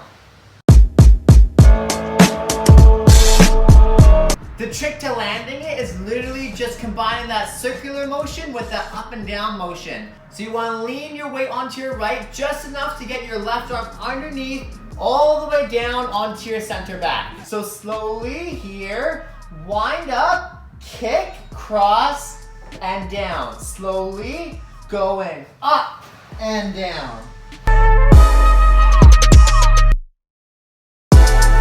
I personally find it harder to hit with a yoga mat or some kind of mat simply because it's not slippery. You can't slide on it. So if you find you're hitting it and it's stopping your motion, that's probably because of a mat. But if you find it's too painful, use a mat. But if you can manage, try to use a smooth surface so that you can actually get the feeling of the movement. Slowly, try again. Here, wind up, hopping at the same time as going under your arm. So you're going under, center, and then see how I can actually get some spin out of it. That's what we're wanting. That's the beginning stages of your coin drop. If you can manage that, getting up is easy. Try again, rotate that right arm inwards, prep your legs, you can rotate your body so you're ready to go around. You're gonna be kicking this way in the air while going up, while going down and through onto your upper back. Ready? Wind up, arm, kicking, up. As long as you're following the momentum, you're not gonna find too much pain. When pain comes, it's because you're stopping on the ground. So a lot of people will try and do this, and that's where they hurt themselves. It's because they're going straight onto their shoulder. Imagine it like you're going down a mountain. It's a curved road. You're curving your shoulder, curving your arm under your body. Watch really slowly. I'm gonna curve my arm under. As I'm doing that, my lower body's rotating to get myself onto the back. So slowly I'm gonna go under.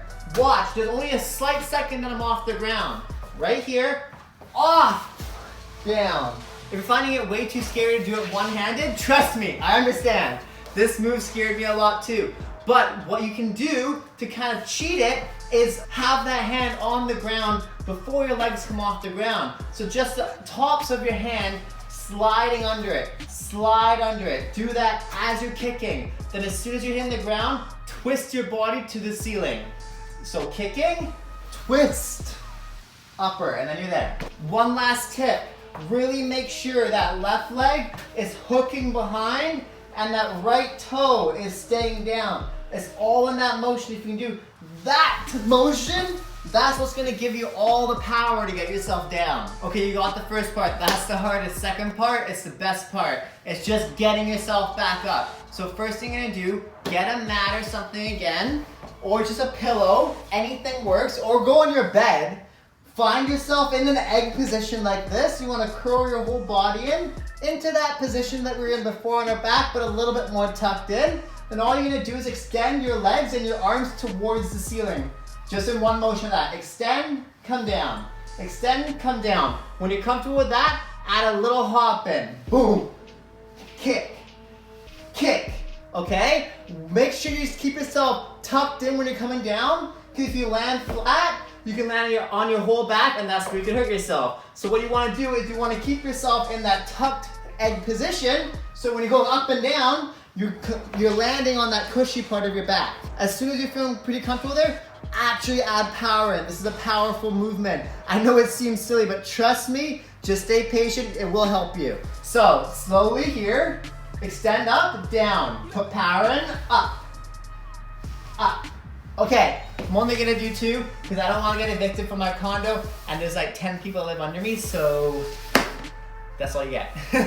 Now all we do is we apply the roll from the beginning to get ourselves back up. So as soon as we get down onto our back, like this, all we do is roll over onto our side, then our arm comes down, up onto our head, we plant our left hand, and we push with our right elbow all the way up to here.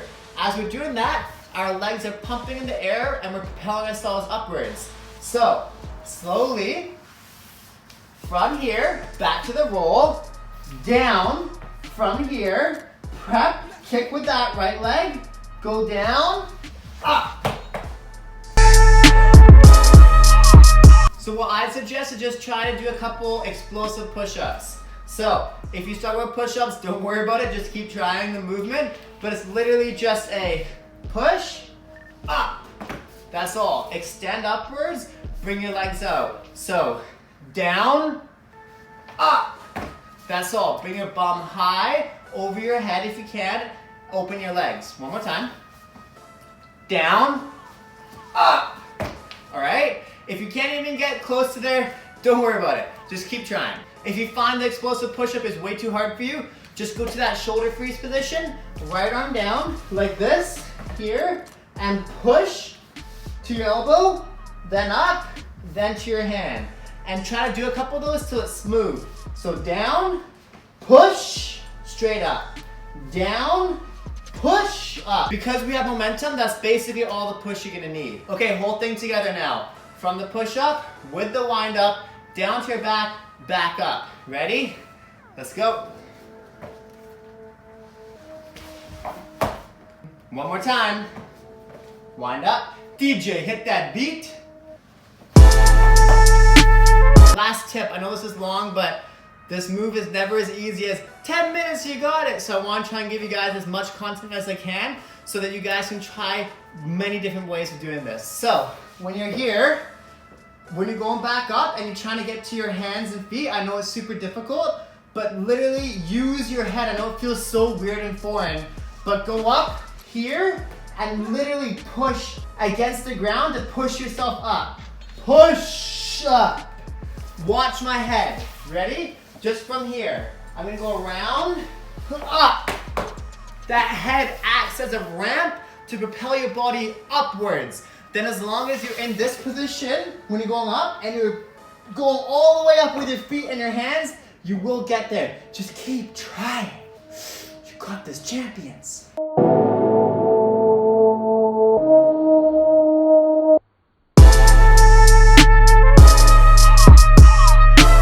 Alright everybody, I know what you're thinking. What is going on? Everything's different.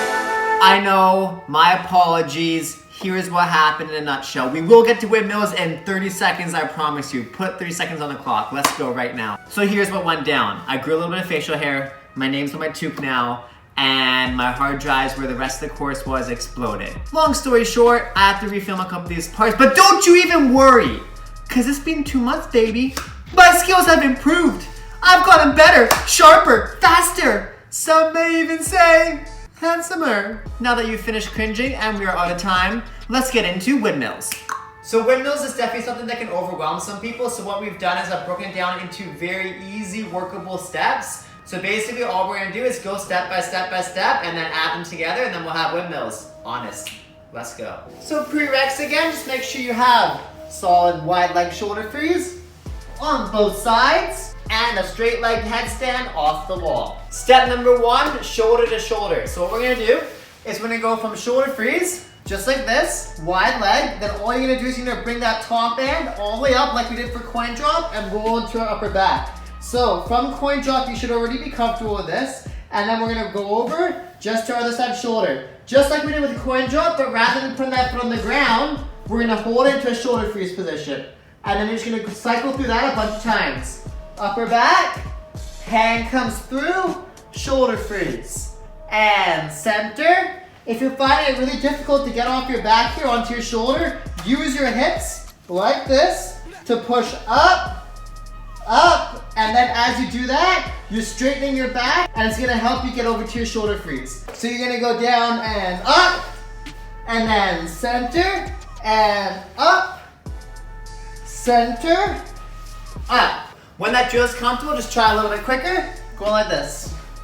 Hit and hit. So allow yourself to go with your momentum, and basically all you're gonna do is catch each side. The easiest way to do this is by keeping your lower body completely flexed. So the more you keep this part of your body solid, you see, the easier it's gonna be. I can do it one-handed simply because this isn't moving. Okay, so get that comfortable, super solid, and roll. And let yourself full catch. Full catch. Look at that, you're already done step number 1. Now, step number 2, shoulder freeze through headstand. So starting really easy for this one, all you're gonna do is go to your hands and knees like this, bring your arm underneath the other one, and your head down, just like this, and then you're gonna bring your chin in, and go up to your headstand position. So hands side by side, arm under, shoulder, and hit, down, hit, down. Get that comfortable. Then next step, legs wide, just like this, shoulder freeze prep position, push up, down, up, down, up. Lean your weight forwards over your left arm, push down with your feet as you pull yourself up to find center. Now once that's comfortable, what you're gonna do is bring your legs a bit closer so your bum's a bit higher, 1 foot up, down, raise, down, raise. Don't worry about it being super clean or super on point. All that matters is that you're going through those motions because that's going to give you the strength to do the full move. If you can do this with 1 foot on the ground, you can have more than enough strength to do it with no feet on the ground because then we're going to actually have momentum. Now we're going to add that coin drop pump into it. So remembering on your back, pumping up like that. So make sure that's comfortable. Then what you're gonna do is you're gonna go back to that shoulder freeze position, but this time you're gonna bring your feet off of the ground. So you're going to here, shoulder freeze, then you're gonna pump straight up. As you do that, you're gonna push with your front arm, and then you're gonna land in a squat. Watch it one time, here, just like that, okay? That's gonna start emulating the power that you need to get to your head. Again, knees in and up, down. So if you notice, as I'm pushing up, my arm is doing a reverse peel all the way up to here. So you're here, dragging that arm, and then pushing it up, just like that, okay? As you're doing that, you're pushing down with all your power so you can get off your shoulder. 3, 2, 1, and up. It's really important to make sure that you're doing that in one motion. Pump as your hands are pushing down, just like with the coin drop and other moves we did previously, you want to make sure that's one motion. 3, 2, 1, up. Oh my goodness, I apologize for making you guys look at such a backlit Magnus. I closed my blinds, so that should be quite a bit better. I hope you can see me a little bit more clear, you know? I'm a little bit more on point now. Yeah, you can see a little bit more of the scruff. Okay, now it's time to actually just go for it. So unfortunately, there's not too much of an in-between step here. You just gotta literally push and kick as hard as you can in one motion and continue that upwards power until you get there. So we go shoulder freeze. As you pump up, you land in a headstand, okay? So again, going shoulder to head. Down, pump. As you go up, come back in, catch and headstand. Ready, and up, catch. Just like that. Even if your legs hit the ground at first and you're doing this, that's totally fine. Let that be a first step to get there. Even if your legs are hitting, if you're getting up, that's better than not getting up at all. So just keep going at it until you can do it without your legs hitting on the ground. So here, slowly push. If your coin drop is the same as me on your left arm, then you're gonna be wanting to push up on your right shoulder, because when we're doing the actual motion for windmill, that's the shoulder you're gonna be pumping up onto. So again, if you coin drop left arm, you wanna go shoulder freeze right, push up. If you go right arm, left up. Last time, ready, and up, catch. If you're finding your legs are hitting the ground every single time, you just can't hold it at the top, a little trick is try extending to the corners of the ceiling and try opening up to a straddle position and holding it. Don't worry about your legs from the ground, don't worry about your hands, just worry about flexing and opening wide. Going up past center and holding center. Okay, so here, 3, 2, 1, up. Like that. Okay, that's a really easy trick to get your mind off of the hitting the ground and onto the extending. All right, now that you're comfortable getting up to head, it's coming back down, okay? So coming back down is a lot easier, but still requires a little bit of practice. Went up on our right arm, we're gonna come down on our left arm. So what you wanna do first is just bring your knees in close to your chest, lean your weight onto your right arm, so that you can move your left down to your elbow just like this. Then twist your body weight just like this and rotate onto the side of your head, okay? Once you do that, you're gonna be catching in a shoulder freeze position. So going back up, don't worry about doing that. I'm just gonna do it for ease and efficiency. Leaning to the right side, rotate your left arm, elbow down, leaning, looking at your side, and catching. So the easiest way to land on it and to not drop is to keep your body in one line. Don't go like this, or else you're gonna fall. If you keep your body straight up here, if you keep this strong when you're coming down, it's not hard, it's just flexing your whole body as hard as you can, okay? So again, keep this all here, straight line. Watching, and straight, straight, straight like that. The more control you have there, the easier it's gonna be. Once that's easy, do it in one motion. Boom, just like that. And then once that is easy, do it wide leg, like this. Catch. Okay, step number 3. Step number 3 is simply connecting steps 1 and 2 together into making one lovely package. So what we're gonna do is we're gonna start on our head this time, going down, through our upper back, to our shoulder, back to headstand. So we're starting wide leg headstand, just like this. Then we're coming down to our left shoulder, just like that. Then you're gonna go onto upper back. I'm just gonna rotate for ease of actually doing it without hitting my beanbag. Upper back, like this.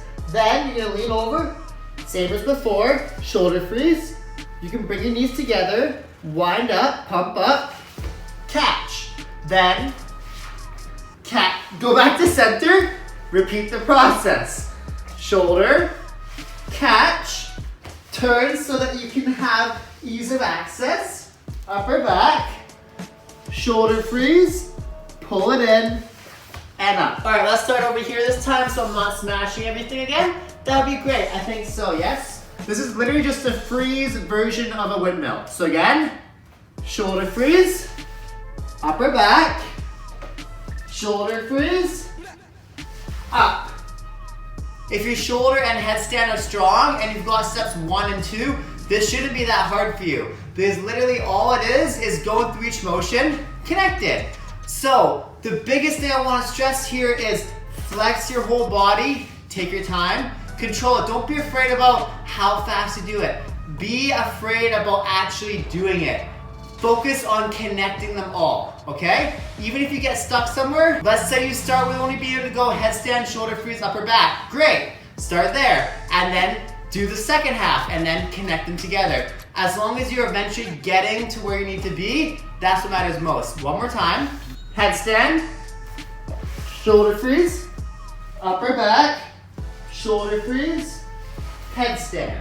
Now, once you've got that comfortable, all you're gonna do, add a little bit more speed into it, okay? Once you've got it controlled, you can do 2 in a row, not just 1, 2 in a row. Once you can do 2 in a row, do 1 a little bit quicker. By quicker, I don't mean you have to go fast. I literally just mean don't stop on your back. Try to go through it as one motion. Check it out. Going. Shoulder, upper back, shoulder, up. A little bit slower, because I know that's hard to jump to right away. Shoulder freeze, upper back, shoulder freeze, up. Just like that. If that's feeling way too hard for you, go back, redo the steps until it's so super comfortable, and then do this one super slowly. As soon as it's comfortable, add more speed into it. I guarantee if you have the strength to do that part, just like I just showcased it, you'll have more than enough strength and control to do windmills. Last time, and pop, pop, pop, up. All right guys, we're getting there. Step number 4, headstand swing. So you're gonna start wide-legged headstand, then you're gonna cross your left leg behind your body as your right leg crosses in front. Just like this. Then you're gonna kick your left leg, circle all the way to the front. Boom, like this. Again, wind up, so you're rotating your legs and your hips all the way side. Then you're kicking your left leg as your right leg goes across your body. Like this. And then one motion. Wind up, kick. Wind up, kick. Wind up, kick. Now that you're comfortable with that, what you're gonna do is wind up and kick your left leg to the ground. Just like that.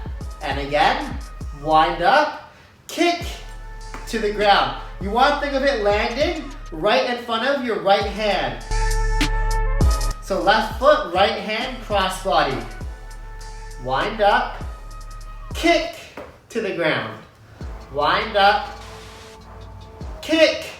You see what I did there? Now, next part is don't step on the ground, lean up, but still have it low. Wind up, kick low.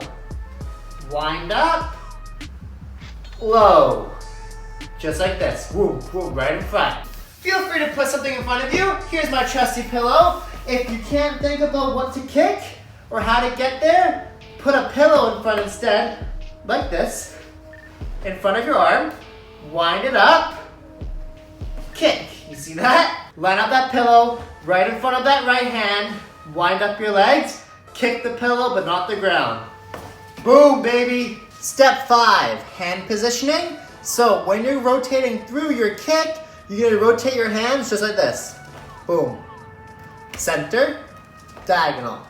Center, catch your balance, diagonal, okay? So both hands are gonna rotate towards the right foot. This is your right foot, rotate here, like that. Boom, rotate. So you're winding up, your leg crosses, you kick through. As you're kicking through, your hands are turned like that. So your hands aren't straight here, like this. They're actually here.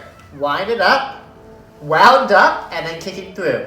So make sure your hands are here and not here. Number 6, your hand peel to shoulder. So for this one, what you're gonna do is for your left arm, you're gonna rotate it inwards towards your right. So go up to the left side of your hand, just like this, and then rotate the elbow all the way in until you can't anymore. Then when you can't, rotate your body into it so you can drop to the shoulder, okay? And then reverse that to go back up, and then peel it again.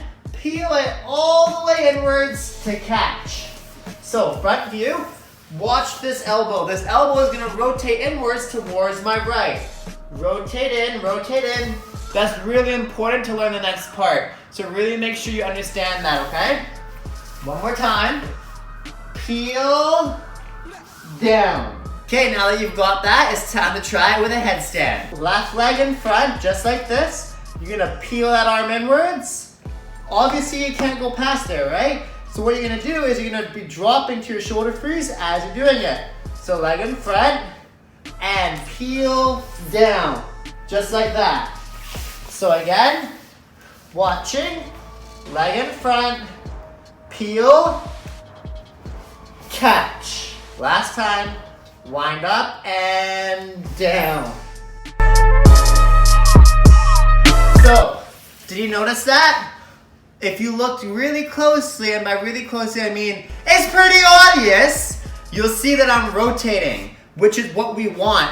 If your arm peels downwards, your body is forced to go that direction, which is exactly what we want because that's gonna line us up in the perfect position and have the perfect momentum for our windmill to go back up. So that arm peel is super important, and it also guides our upper body down to the ground. Rather than us just dropping really hard, it guides us exactly to the spot we want to end up in. Step number 7, combining steps 4 to 6 together. So we're doing the headstand swing, the peel, all the way down to our shoulder in one motion. So we go center, cross our leg.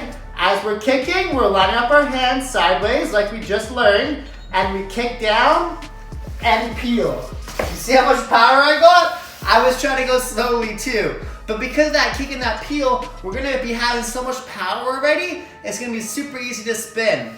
So don't get carried away with it. As fun as it is, try to slow it down and make it more controlled. Again, wind up your legs, same time, you're rotating your hands, kicking slowly, down, catch. Just here. Try to only rotate maybe a quarter just like that, so that you don't get too much spin, because if you get too much spin, it's really hard to go back up, and that's not the goal right now. The goal is simply to learn how to descend as safely and comfortably and controlled as possible. Wind up, kick, down. Big key point, make sure the leg that starts behind you ends in front of you. That's super important, or else it's gonna mess up your whole flow, okay? Make sure that leg is kicking through your body and you're peeling as it's coming down, not before it's coming down, not after coming down, as it's going down, okay? So if you're winding up like this, you don't wanna start going down already. Still don't wanna start going down. You don't wanna start going down until your leg's right here, as it's lining up with your arm. Think of it as one thing connected by a string. It moves together. So then when we wind up, watch. I wind up, everything's ready, I'm going down, doom.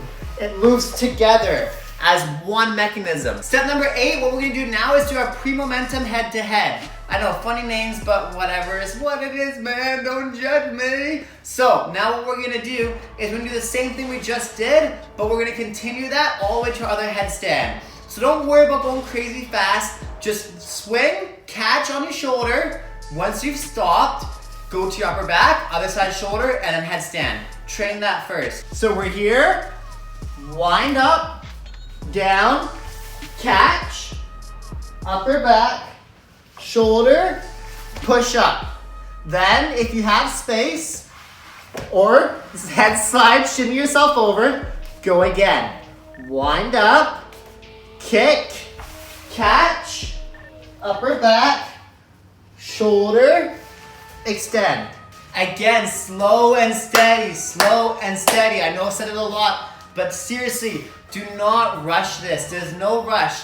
Just if you learn how to do it controlled, doing it fast is gonna be easy. Because all you gotta do is then just start kicking and riding the momentum. This is the hard part, so take your time.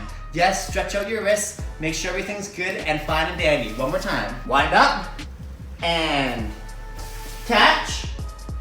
Upper back, shoulder, up.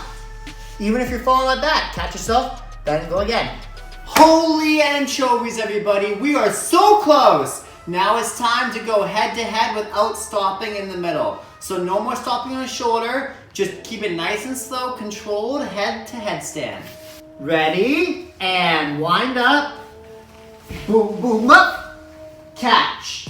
So you'll notice that it's very kind of difficult to control this one. So make sure you have at least as much room as I'm using here, if not more, because doing this kind of space is a little sketchy. Let's try doing it so you guys can see a little bit more. Going from here. Ready? And wind up. Take your time. Down, down, up. Catch. Even if it's just like that. Okay? Don't worry about it being pretty. It's not going to be pretty yet. Just get it. Let's try to get a little bit of a nicer one. And wind up. And up. So your goal for this one is try to get 2, maybe 3 in a row, okay? If you can do that, you are laughing. Obviously, if you have space constraints like I do, just do 1 or maybe 2 over and over again. But if you have the space, go for 2 or 3 every time. Ready? Last time. Wind up. Can I go again? We're going for it. I was scared of my space, man! Last time, add a little bit more power in this time.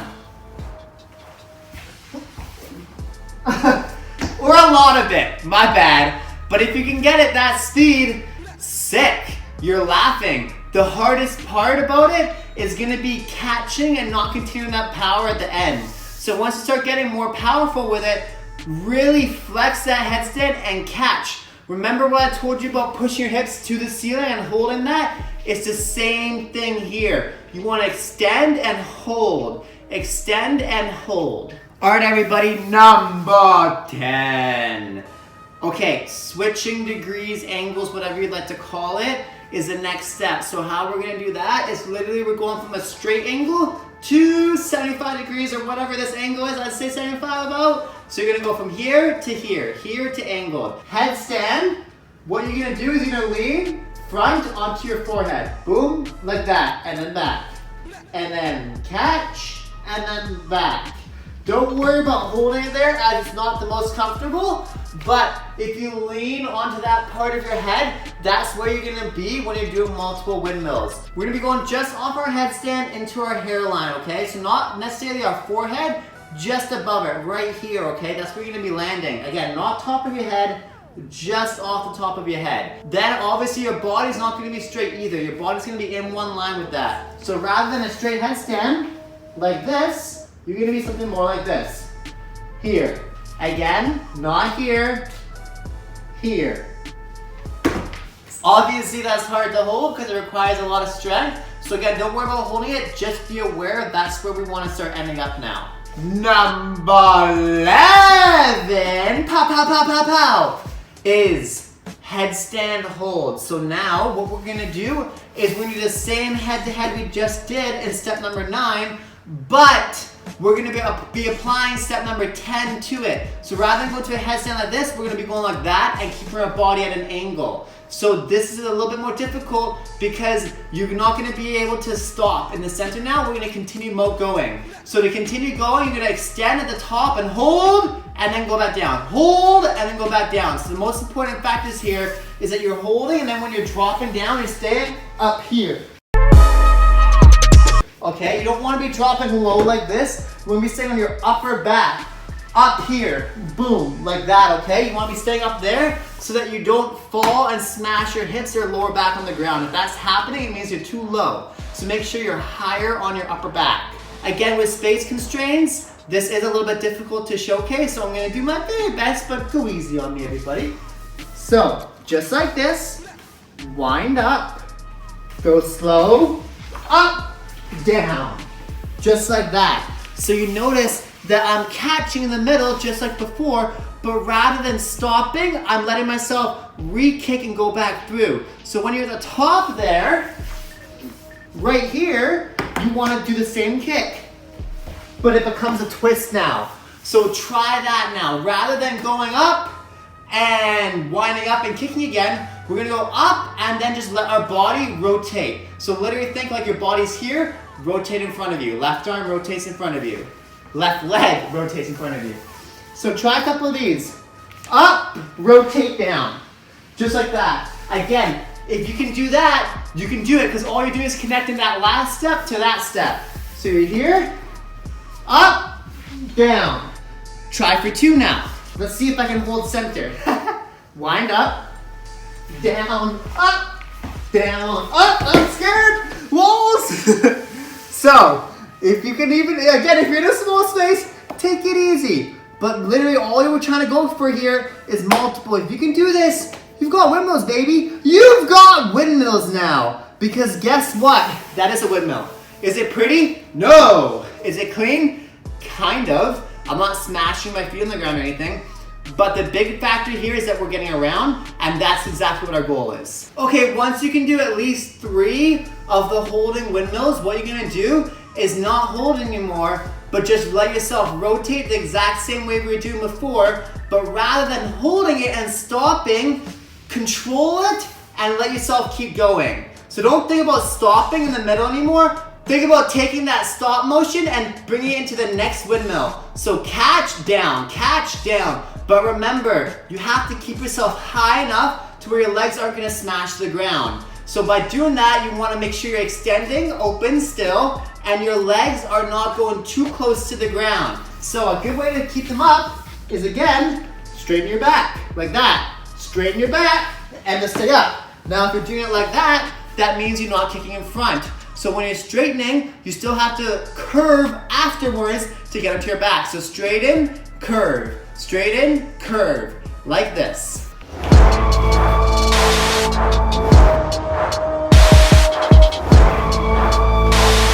Number 12. Okay, you can do 10, not of the best windmills ever, but you can still do 10. Now what you're gonna do is we're gonna clean it a little bit. Just a little bit, okay? And by just a little bit, I mean maybe a little bit more and just a little bit. Maybe a lot of it, okay? I'll keep changing my mind, but you're here watching anyway, so we will continue. Am I finished with this now? I am good, great. Okay, so what you're gonna be doing is keeping your legs straighter, pumping less, holding more of a middle ground. So right now your mills are probably a little bit down, up, and it continues with that motion, okay? You're on the back, you're on your head, and there's not much of a middle. It's just this constant up and down. And it doesn't look that super fast, it doesn't look super clean because it's taking so much time to go down and so much time to go up. So what you're gonna do, pump a little bit less till that goes from here to here. So you're not holding on your back, and you're also not holding your headstand. It becomes this more even spot until it becomes like this. Boom, boom, boom, boom. And it starts gyrating into a faster motion, and that's where it gets more trippy, and that's where people are like, oh my goodness, you can do windmills? Wow, dude, you're insane. And you're like, break it made simple. Just plug. That's all fine and dandy, but how do you actually apply that to your mills? Well, kick faster. Instead of pumping so much, open more. Rather than thinking about pumping up, think about opening. So literally here to here. So when you're here, just like what we did to get to our shoulder freeze, that motion, you want to think about that a little bit more. And this kicking motion, the pump we did for the coin drop, a little bit less, okay? Then whip your arms faster and hold this position, okay? I'll show you a couple just on my feet. Up, up. You see how I'm pumping less, opening more? That's gonna keep it clean. Because if your legs are coming like this and going like that, there's so much motion going on that it makes it look messier to the eyes. You want to take as much flaring out of it as you can and add more of that extension and that hold feel. And then once you've got that nice base and your body's strong, you just turn as quick as you can. With this motion, head staying on the ground. That's a big key factor that I actually haven't talked to you guys about yet. Try to keep your head on the ground the whole time, okay? Like this. Every time you go around, head's on your back, down here, up, down again. Drill that if you'd like. Don't worry about going from your feet yet. That will come later. The only reason I'm doing it from my feet is because I can control it better in a small space. If you are needing that, please do email me, message me, and I'll help you get that as well. One more time, watch from my feet, slow motion and fast. Then you got it, and we're done.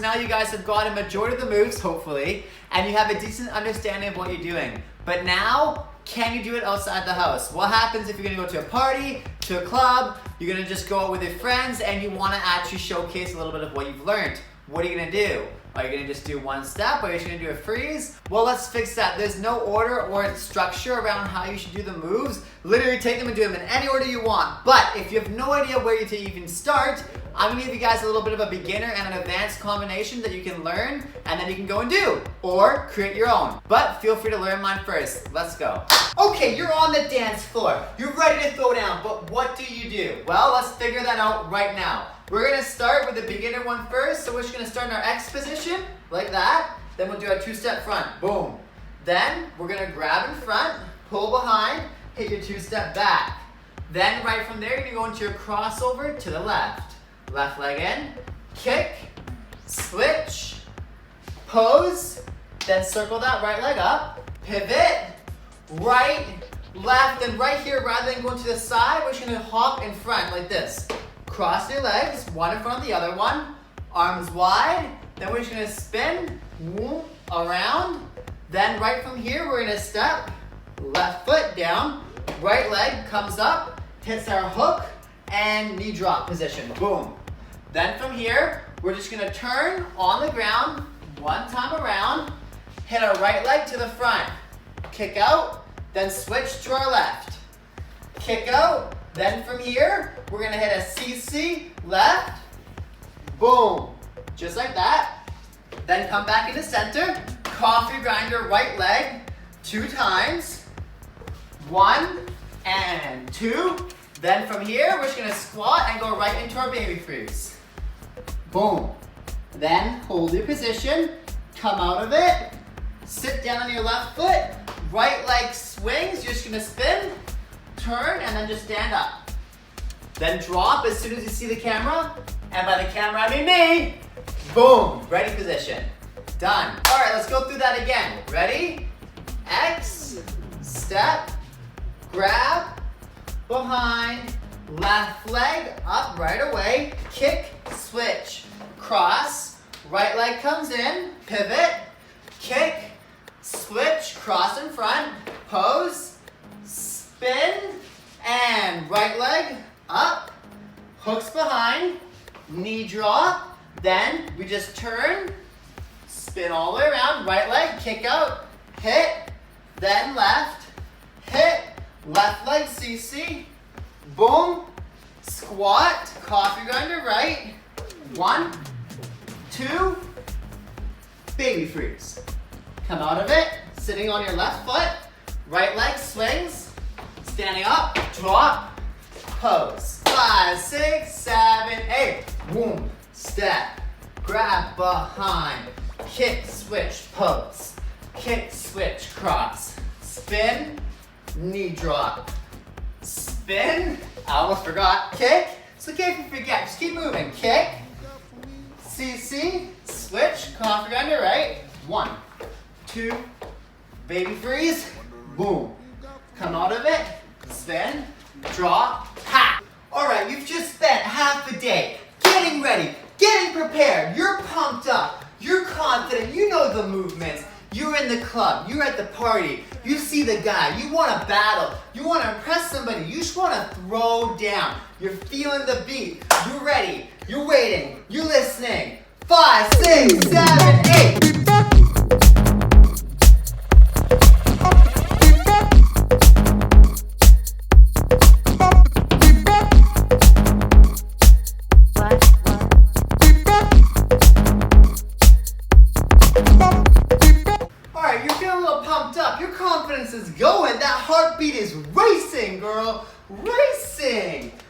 learn something a little bit harder. That's too easy, man. That's beginner-ish. We want something more advanced. So let's learn the advanced combo right now. All right, we're gonna start with a side step. So right leg up, you're gonna go grab, together, side, left, grab, together, side. Then from here, you're gonna cross right away, boom, spin, hop, two-step, and two-step. Then you're gonna prep backwards, so your left leg's gonna step all the way back, right hand down, we're gonna go right into our coin drop. I know, intense, but you guys got this, you're ready. One more time, from the top rock, 6, 7, 8, right and left, left and right, cross, spin, hop, two-step, back, two-step, prep, hand down, coin drop, back to either push-up position or your feet. So, or just simply to here, whatever works. Then, come up, yo, what's up, man? I just did that. Crowd's going crazy. Step right, prep, Poe One Sweep, up, give it a little kick, squat down. We're gonna right into our 6th step. Hit him with some footwork now. Sweep, right, left, right, left. Once you 6-step one way, you're gonna CC with that right leg. Only one hand, because we advance now. Boom, step, left leg, gonna go the other way. 6-step, 1, 2, 3, 4, 5, 6. CC left foot, hit, and back. Hook your right foot, come down all the way to the ground. You're gonna kick your right leg, hit a quick bum spin into a shoulder freeze. So you're gonna kick right, like this, bum spin, face front, come down, shoulder freeze, hit. Then from here, you're gonna come straight down, push yourself back up, like you're gonna finish. They think you're done, turn, hit them with a headstand. Boom, done. Any pose you want. I like one leg crossed over, hit, figure 4, pose, and then foot down, right leg hits knee drop, you turn halfway, pull it in, it's over, bruh, it's over. Bring it back, try that again. 5, 6, 7, 8, kick.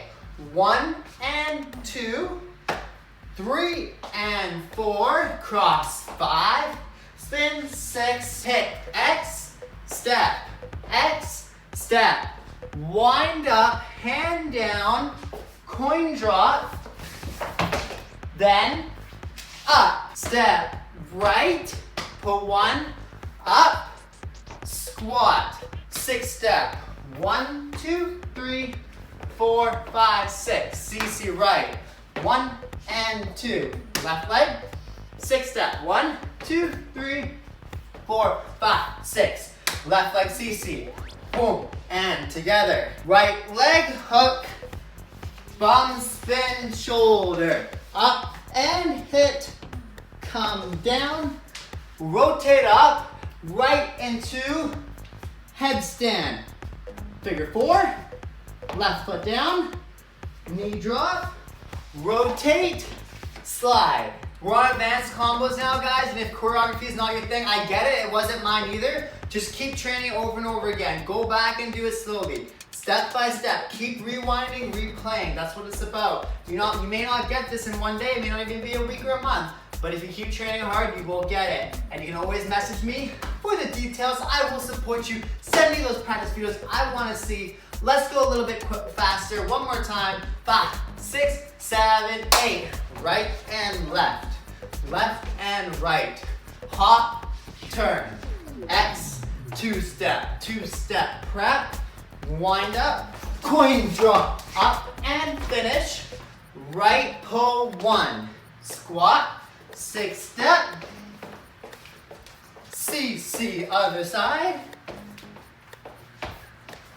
CC right leg hook, spin and shoulder. Up and hit, come down, up, turn, headstand, boom, and knee drop, hit, spin up, finish. You're ready to make your dreams become reality. Okay. Alright, let's get it. I'm done pumping y'all up. It's time. Music, ready. 5, 6, 7, 8.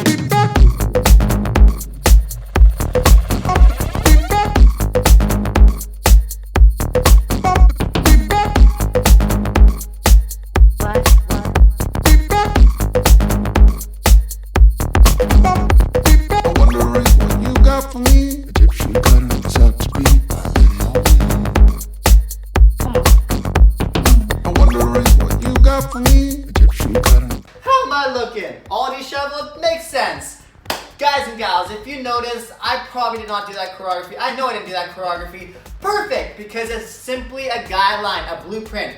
If you like one of those moves, great. If you connect two of them, great. Does not matter. Don't get focused on learning that choreography. Focus on learning the movements and then combine them in whatever order makes sense to you and whatever order you feel confident and comfortable with, because that's what matters the most. Oh, I see. You thought we were done. That was it. How could I leave you guys without giving you a bonus? Give you one more little thing. In case the coin drop made no sense. The windmill, ha! Laughable! You expect me to get that? Not gonna happen. So, I've given you guys one more move now. We're gonna learn the Nike. Simple, but more advanced. But simple, but more advanced. It's right in the middle there. Nike is great because it's a nice little trick you can pull off anywhere. You don't need solid floor, you don't need a surface. All you need is simply to just go over and you got it. Prereqs, you probably want to learn a cartwheel. If you don't have a cartwheel, that's okay. You know why? Because I'm going to help you with the cartwheel right now. For a cartwheel, all you're going to do first, learn how to open up. Hit that start position. Teeter-totter back and forth, just like this. Teeter-totter back, teeter-totter back. Then all we're gonna do is lean on one side and the other side. I go left, like this over. If you go the other way, doesn't matter. Just go whichever way is comfortable for you. If it's opposite of me, just reverse it. So start position, lean to the right, lean to the left, lean to the right, lean, okay. Bend your leg, left hand down. And all you're gonna do is bring your right arm over top of it. Boom, like this, one line. Then you're gonna bring your right leg up and hop it to your right arm at the same time as bringing your left leg off the ground. Kick, 1, 2.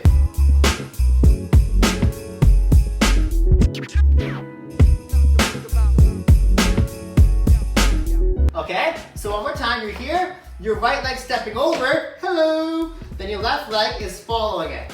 So again, hop it this time though. Right leg kicks, hop, 1, 2. Okay? Get that comfortable. Let's try from the teeter-totter. 1, 2, 3, hand down, and over.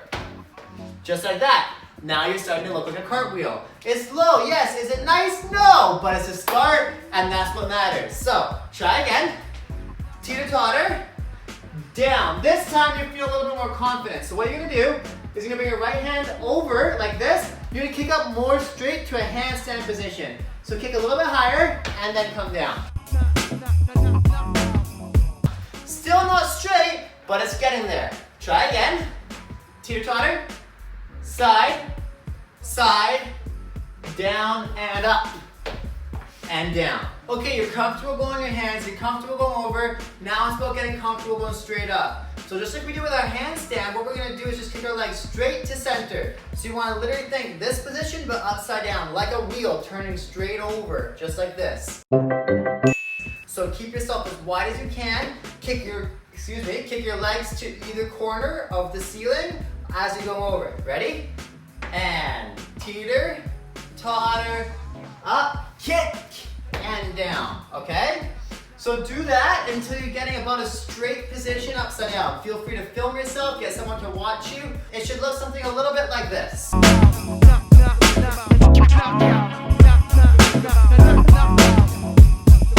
gonna do mine diagonal just because I'm a little bit worried I'm gonna hit something. I'm not gonna lie, I'm condo, everybody. We're making do with what we have. So I'm gonna go diagonal. You want to look a little bit like this.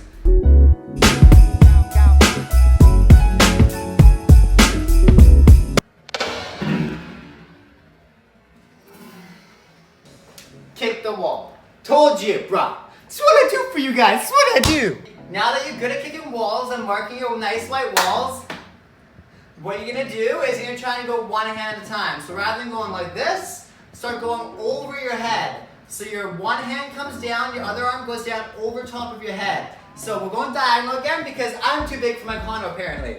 So you're teeter-tottering, going one hand, second hand.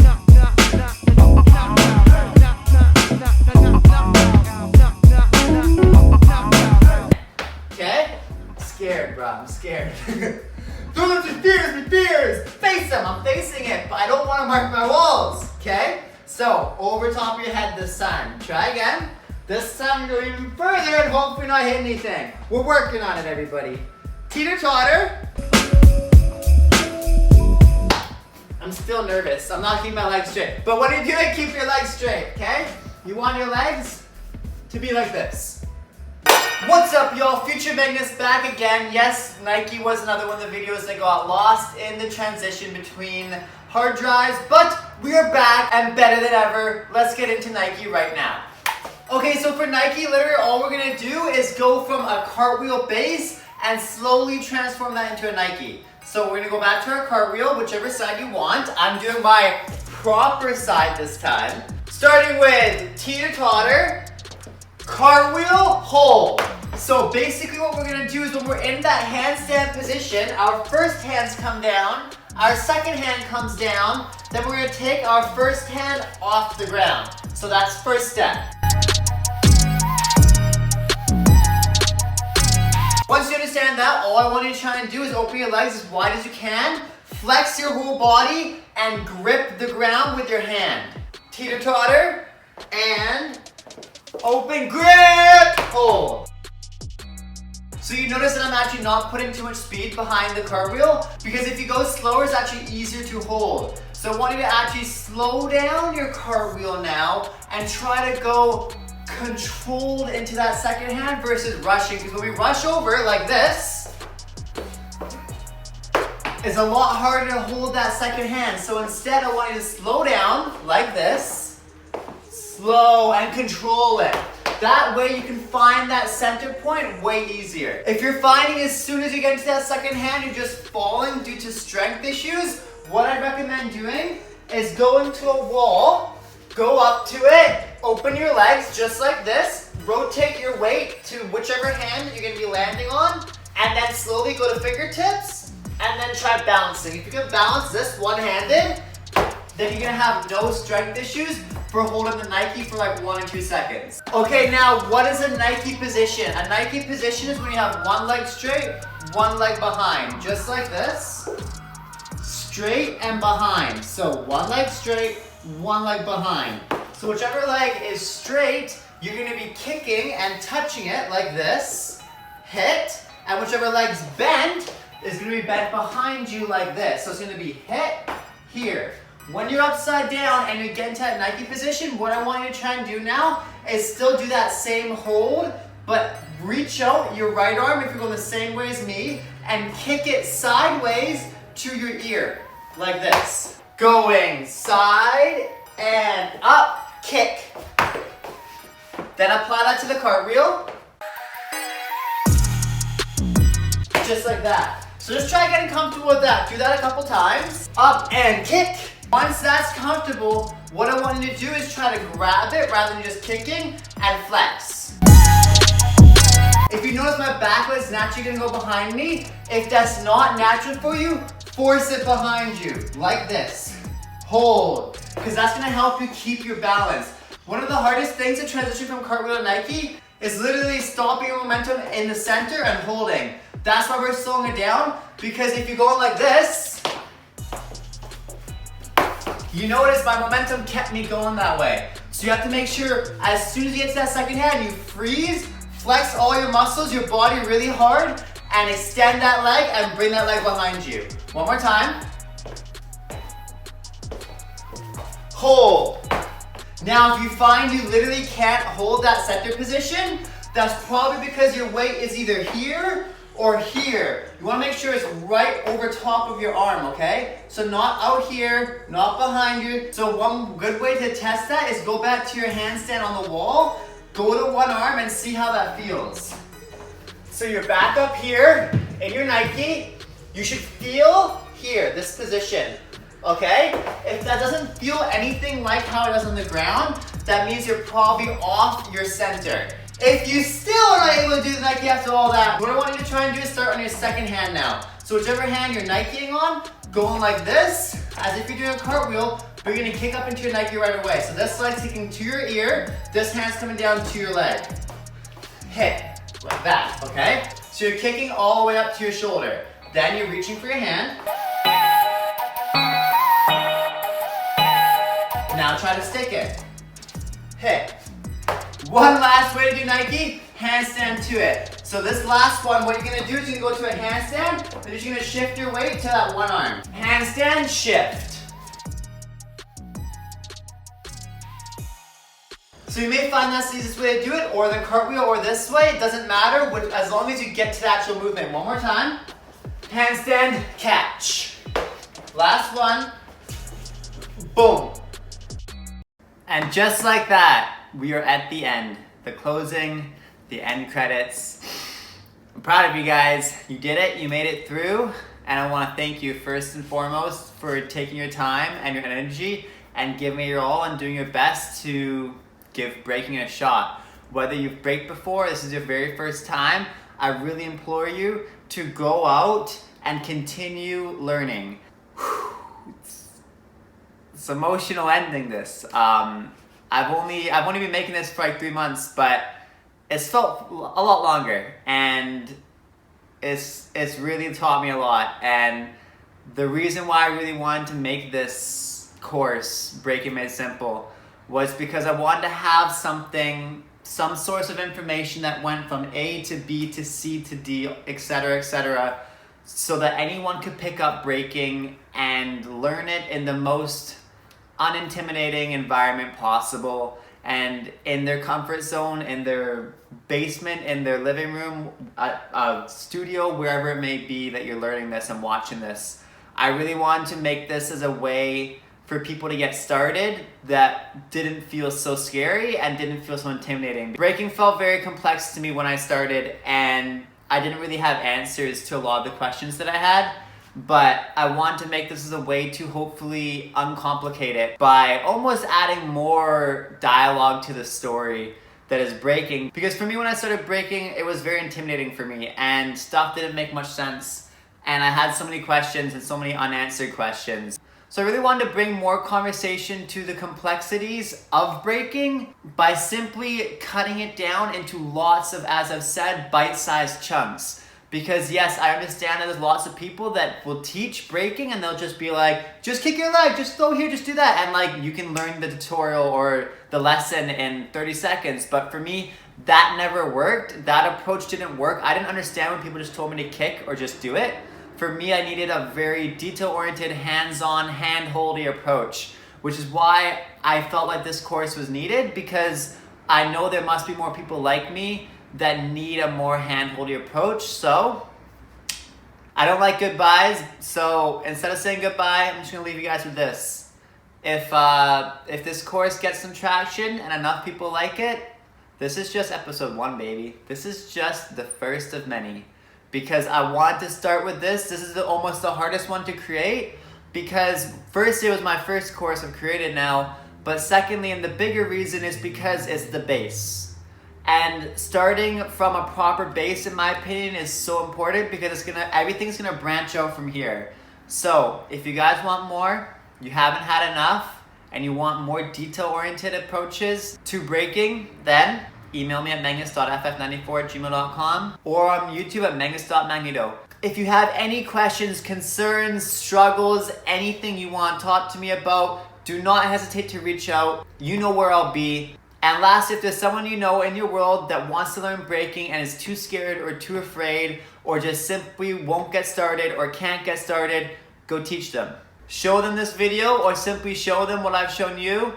And let's keep building, baby. Let's keep this community growing. Each one teach one. This is Breaking Made Simple by Magnus.Magneto. Thank you. And good night.